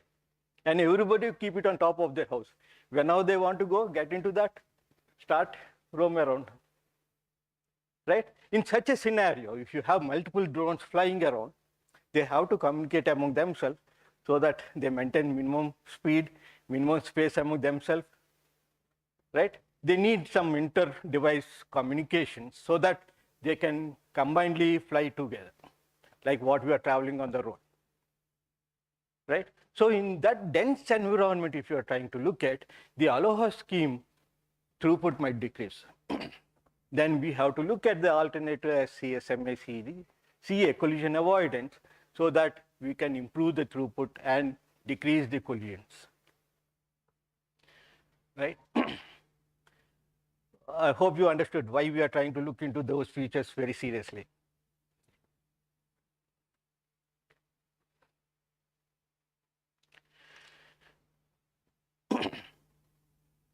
So now, let us look at one question from the communication network textbook only. Given wireless communication channel with a bandwidth W, so you have been given a question like there is a channel with a bandwidth W. How do we increase the transmission speed, or how to better to achieve reliable communication, and is there any limit on speed and reliability, right? So we want to increase the transmission speeds. So what are the actually affecting the transmission speed? You have the packet length, right? Number of bits in the packet which you want to transmit it over a data rate, some data rate you want to transmit. Okay, so one mechanism is if you want to increase it, you decrease the size of your pulse. That is one option, which means that in one cycle you send 2 or 3. Okay. And if you use this pulse at the transmitter with a bandwidth of T, at the receiver you get something like a sync pulse, right? When you send a pulse, you get a sync pulse at the receiver. it spreads out like a sync pulse. So now, if you, how frequently these pulses are transmitted without interfering each other depends on the 2 into W, the bandwidth what you got, and you see that it is 2 into W pulse per second. That is the maximum you can get it, right? Twice of that, as I told you. Can we do it better? Yes, if it is a pulse having minus A and plus A, it is 1 bit you are trying to transmit as 0 as minus A, 1 as plus A, and you can, bit rate will be 2 WPS. And if you have 4 amplitudes, minus A by 3, plus A by 3, minus A, you will have twice of that. And which means that if you have more levels, you can transmit more bits, right? That's how the array systems have been built up, right? But what is the problem? At the receiver part, you need to decode it back. In the presence of noise, the signal will deteriorate, right? This signal, if you try to see in the presence of noise, so when you transmit a clean pulse, at the receiver side, the signal will be distorted one. And if this amplitude is A, and if this amplitude is A by 2, or if it goes below 2, it will be your threshold circuit will detect as a 0, right? It should be above that. Otherwise, you will be wrongly decoding. For 1, you will get at the receiver as 0, and 0 it will be 0, and you will not receive anything, right? So this is, as in the case of noise, this signal will deteriorate at the receiver, and then you will not be able to do that. So even if you have different levels of finding out, which means that you have 1, 2, 3, 4 levels. At the receiver part, you should be able to decode this part, and this part also. So earlier you have only 2 values, now you have so many levels, and even if the signal over here has deteriorated into this, you will wrongly decode like this, right? So the decoding part will be difficult at the receiver side, and in the presence of noise, in the absence of noise, there is no problem. Absolutely, you will get back it. In the presence of noise, you will not be able to do that. Okay, so there is a limit on the system over how many levels you can transmit. 4 level signal, 8 level signal, 16 level signal, and so on, right? So in the presence of noise, it limits the accuracy of measurement at the received signal amplitude, and the noise reduces signal quality and range. Noise can also affect sensitivity of the received signal. You will not be able to decode it, but and the bit error rate increases and decreases the signal to noise ratio, and data corruption only leads to multiple transmission. You will be only transmitting the same thing over and over and over again. You will not be actually transmitting the data. Okay, so the noise plays an significant role in actually getting back the pulse or reliable communication, right? So it is not in the hands of these my mathematics. The noise plays an important role in the pulse transmission. So now you have number of bits in the message what you want to transmit. The message has a L bits, and the data rate speed of the transmission system is given by R bits per second. So your transmission delay is L by R. So that is the transmission from the source into the channel, right? And if there is a distance d in meters between the transmitter and receiver, and you use electromagnetic signal which is transmitting at a speed of 3 into 10 to the power of 8 meters per second in vacuum, then the delay is T prop into L by R, which is D by C plus L by R. So this is the delay what it occurs for the signal what you are trying to transmit from the transmitter at the receiving, complete the message. The total message pushed out of the transmitter and the message entered into the receiver and the propagation path. So now if you want to improve it, use some compression technique for L. Okay, the message you compress it so that the delay can be improved, right? If you are taking 1 second for transferring this message, you compress that into half, you take half time, right? That is one way of doing it. So you use a good compression technique to reduce the number of bits into a smaller thing. Or the other one is use higher speed. You increase the speed, and so on. Instead of 3 to 10 to the power of 8, use 6 into 10 to the power of 8, or 9 into 10 to the power of 8, or 10 into 10 to the power of 10. Right? That is one method, but that is not possible because the speed of light you can transmit it. Or you place these two closer so that TP can reduce. Right? So you have three parameters. Either try to decrease T propagation, decrease L, or increase R. Right? And that's what we are supposed to do if we want to increase the transmission delays.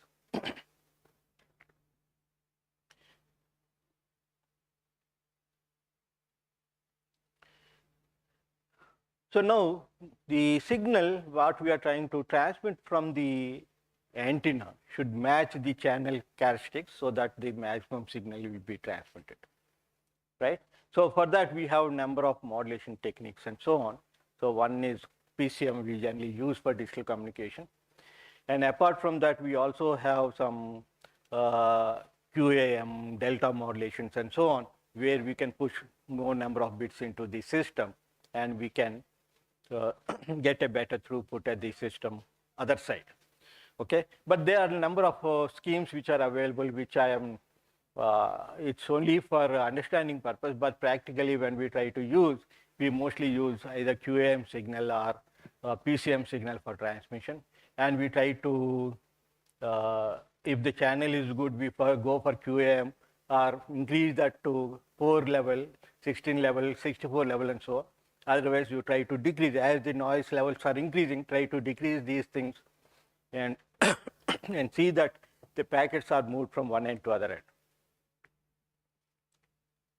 Okay, so just if you try to see, we have covered from the beginning. If you try to see, we have started with the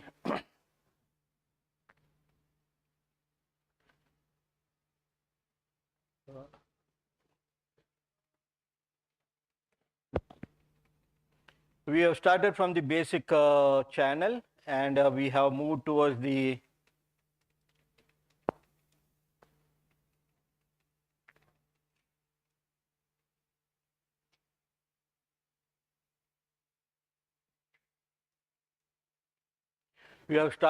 basic two blocks, transmitter and receiver, and we have seen what is the Frisch equation to find out the received signal, and this tells us whether the receiver can decode the signal properly or not, or you have to reduce the distance so that you can get the signal back. And then we have seen that we can find out the channel capacity, and we can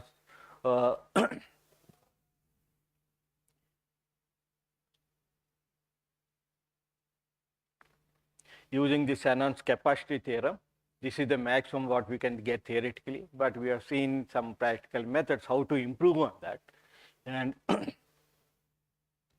we have come up with a equation where the channel capacities are now, if you have W, a larger bandwidth is available, spectrum is available with us, we can share among the users so that effectively we can use the channel much better.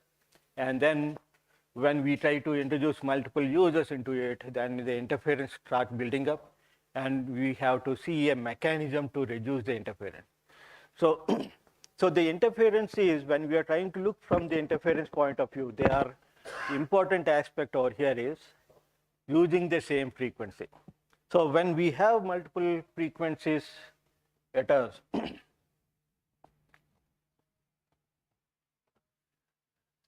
right? When we have different frequency band from F1 to F2, and this band will be divided into a smaller bands,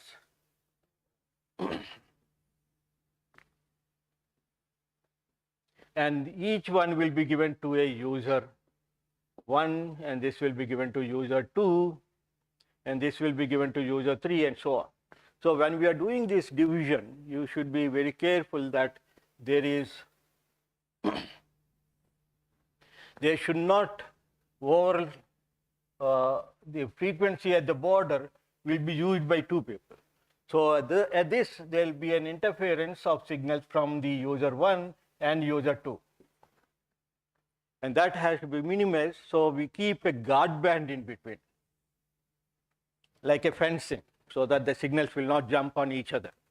And if we try to use guard band, and if your total bandwidth is B total, you have 10 users, so you will have 9 guard bands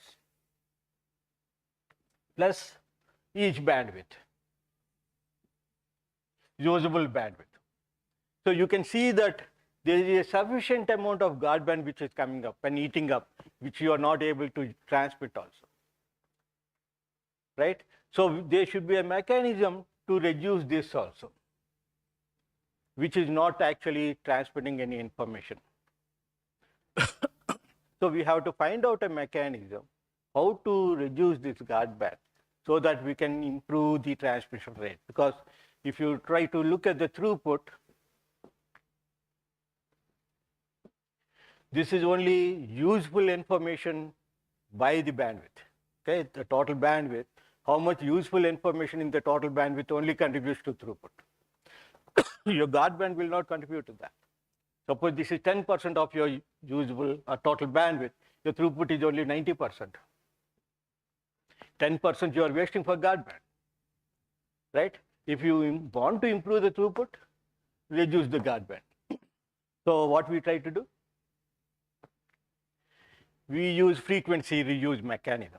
Like we use F1 over here, and from, for example, your frequency starts from 9 up to 9.5 is one band, then 9.5 to 10 is one band, and so on. If you are dividing it, you see that your bands are kept at 9 to 9.5, and this band is not used here, and then 10 to 10.5, and then use some 11 to 11.5, and use this band somewhere else,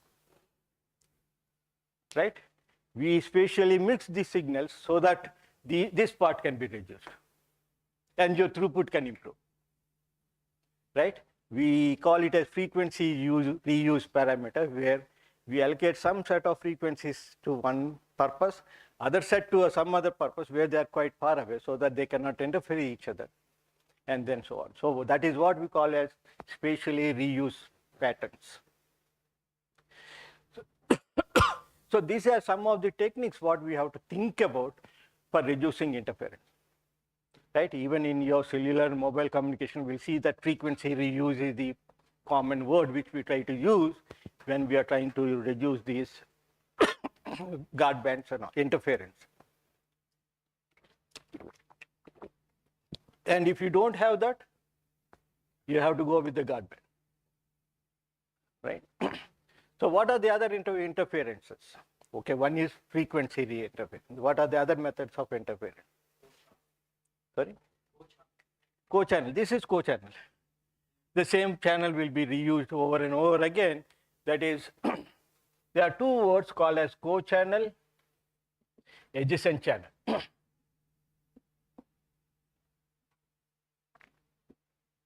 Right? So when you have two different spaces, okay, use one set of frequency over here, second set over here, and again one set over here, so that there will be co-channels are placed far apart, and the adjacent channels are these things,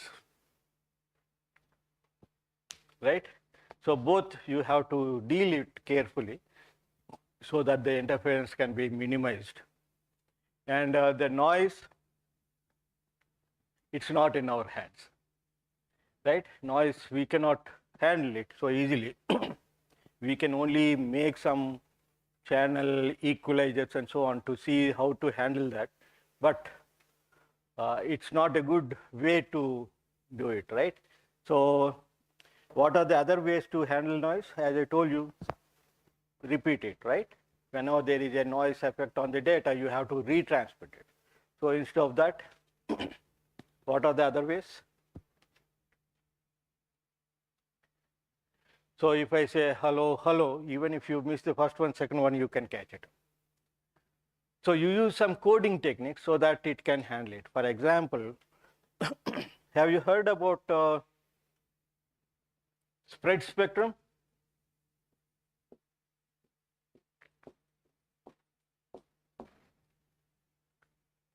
You have a frequency hopping techniques where you hop between different frequencies and try to see that which channel is getting affected with noise, and then you try to go into that channel minimum times and jump into other things. There are different techniques. One is frequency hopping technique where you can hop to different channels and see which one is bad. You try to avoid that and hop into other channels, right? And the other one is CDMA. They use spread spectrum. So what does they do? You have a signal. You push it below the noise. Noise is no more an enemy. It helps you in traveling the signal to the destination, right?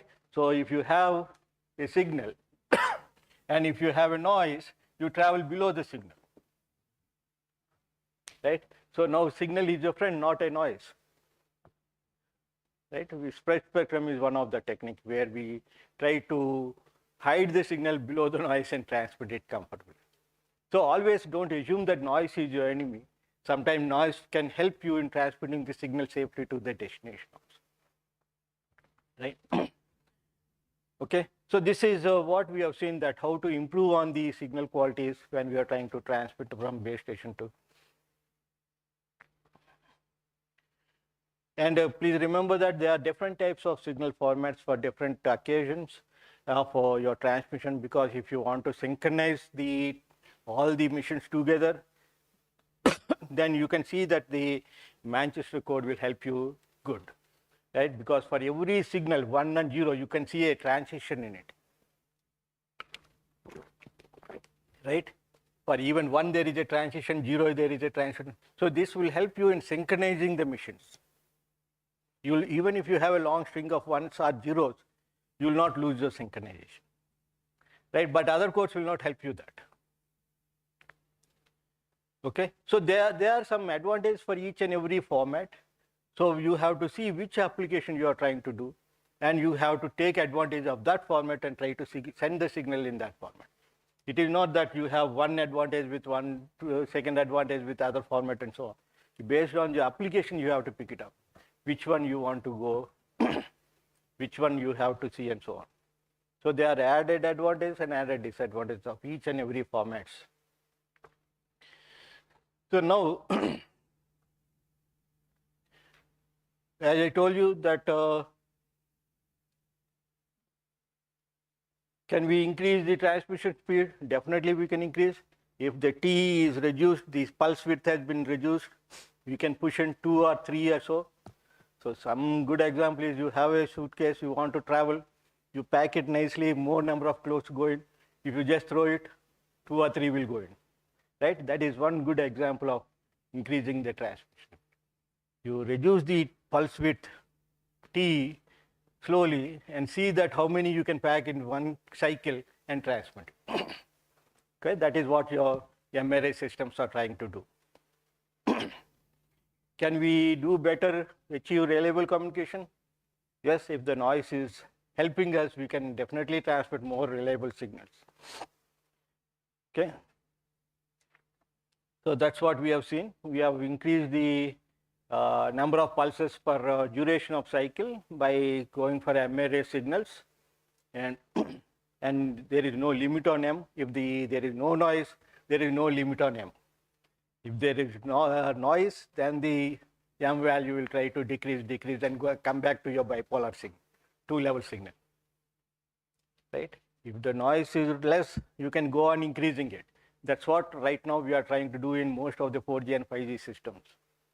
We are going up to 64 level, 128 level codings and all. I think in 5G 128 also is MRA systems are used. Okay. If the noise is not good, if the noise is not helping us, then we have to drop to next level, and slowly we come down to 2 level, binary level, right?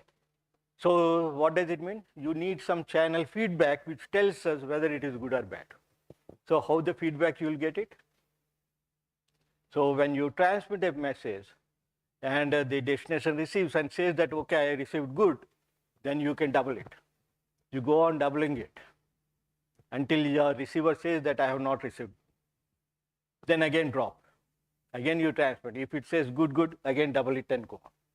So there are two ways of doing it. It is not that straight away you can double it. For 64 to 128 you cannot jump, right? It might be good for 72 or 86 or something, but not for double of it. So what we'll do, there is a mechanism called as slow start and a fast start. Okay, fast start means if you got a good response, you double it. Again, if you got a response, you double it. That is fast. You are increasing 4, 8, 16, right? You are 32, 64, 128, you are going on fast rate, exponentially increasing it, right? Slow start means at 64, you have transmitted good, you have doubled it, 128, it is bad, so you go by slow start 65, 66, 67, and 68, and so on. Like slowly you start instead of doubling it, right? So at some level, you might be still transmitting it. I hope you got it, right? You can either go in a slow start mechanism or a fast start mechanism. So fast start at the beginning, you go up and catch up to the value.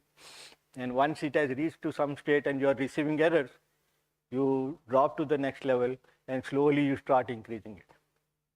And you'll reach at one place a very good transformation. You take the graph, slowly you start, and after some time it saturates, right? So there are some different methods of using it. It's not that only one technique is there.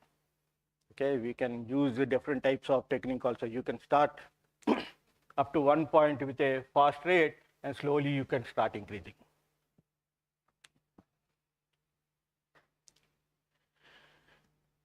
So the bit error rate increases, which means that decrease in SNR. So a decrease in SNR will not give you any speeds. It only goes into retransmissions. So you have to see on the levels. And we have also seen the transmission delays, how it matters much, right? So now we have seen again the multiplexing techniques what are available. You can mix up the users and try to transmit it. And we have multiple access techniques. And we have different types of multiple access, controlled access and channel access. But mostly in most of the wireless systems, we go for random access. We don't go for channelization and controlled access. So if you try to see now, if the drones are increasing drastically high, communication will be like multi-hop network, right?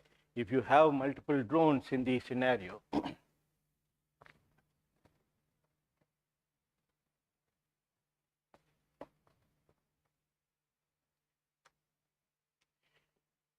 if you see that there are multiple drones covering large areas, and and you can write drones go on like that, increasing it, right?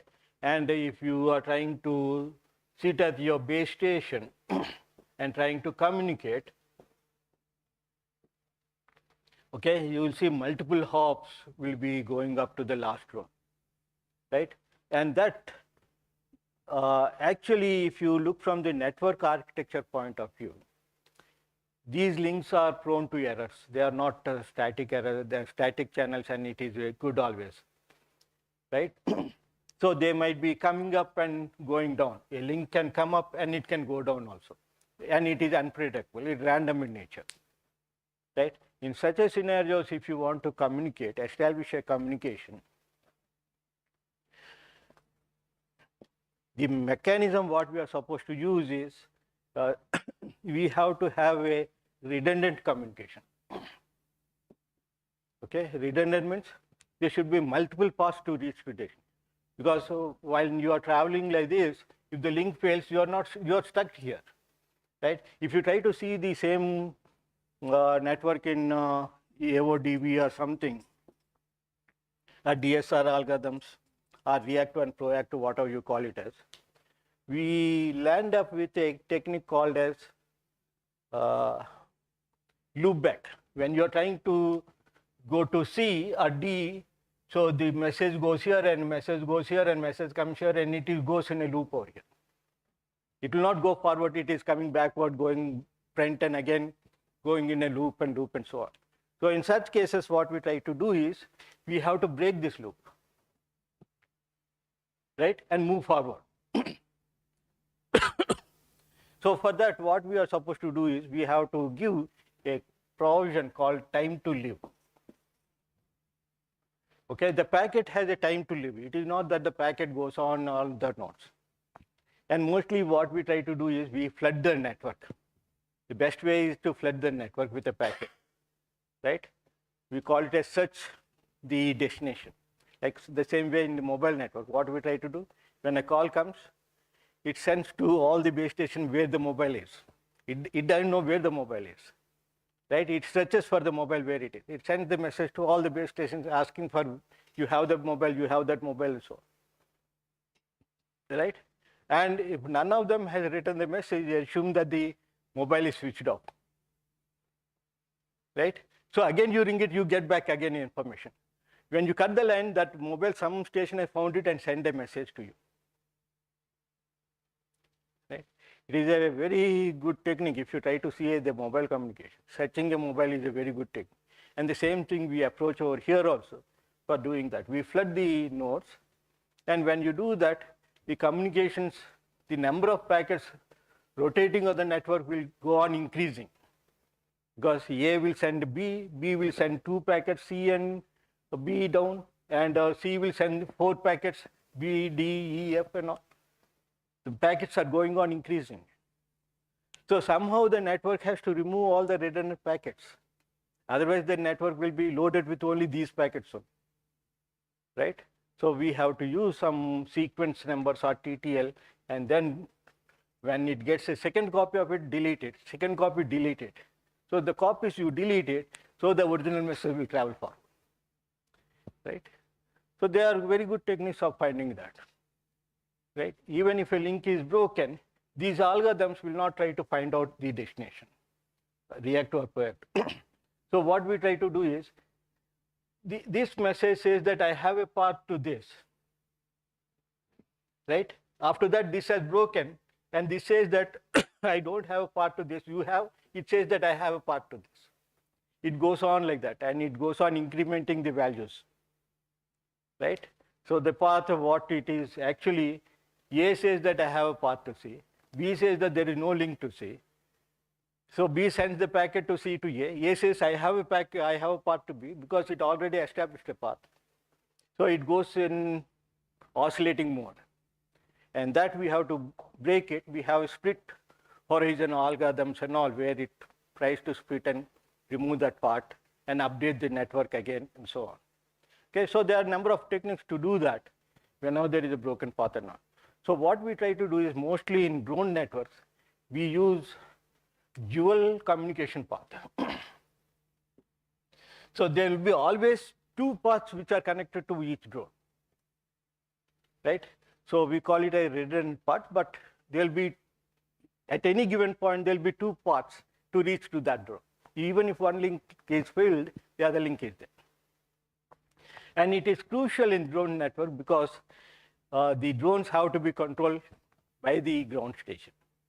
If there is no link, then the drone is lost, right? So we generally recommend minimum of 2 paths to a drone, so that it stays active in the communication region. And I think sir will continue with that in the next class, and I'll stop over here. If you have any questions, you can ask me.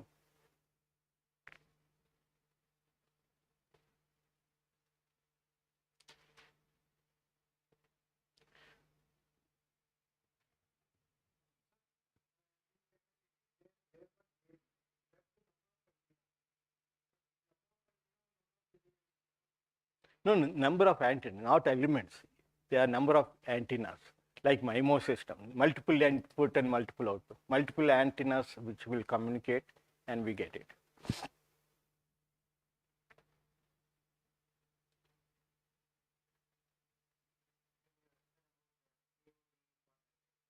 Yeah, that is the routing algorithm. Okay, AOD, distance vector routing algorithm. Okay, ad hoc open distance algorithm. For ad hoc network, we use distance vector algorithm, and you might have studied distance vector algorithm for a computer networks. Right? For a ad hoc network, we call it as AODV. We don't call it DV algorithm.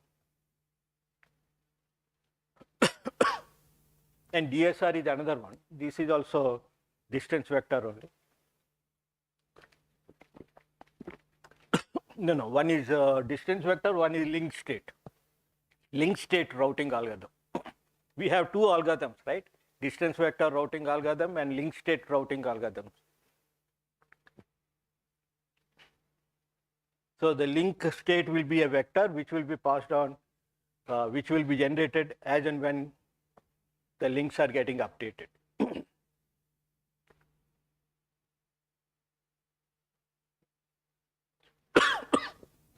So if no questions, we can stop.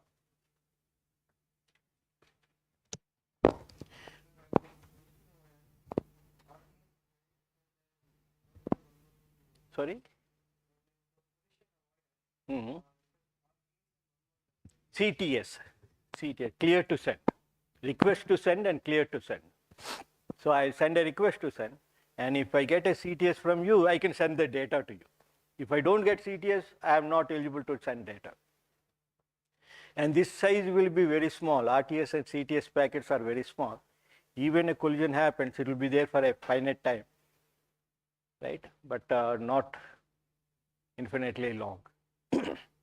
For message, it is a big message, so it stays for a longer time. Yeah. Any questions? Okay, thank you all.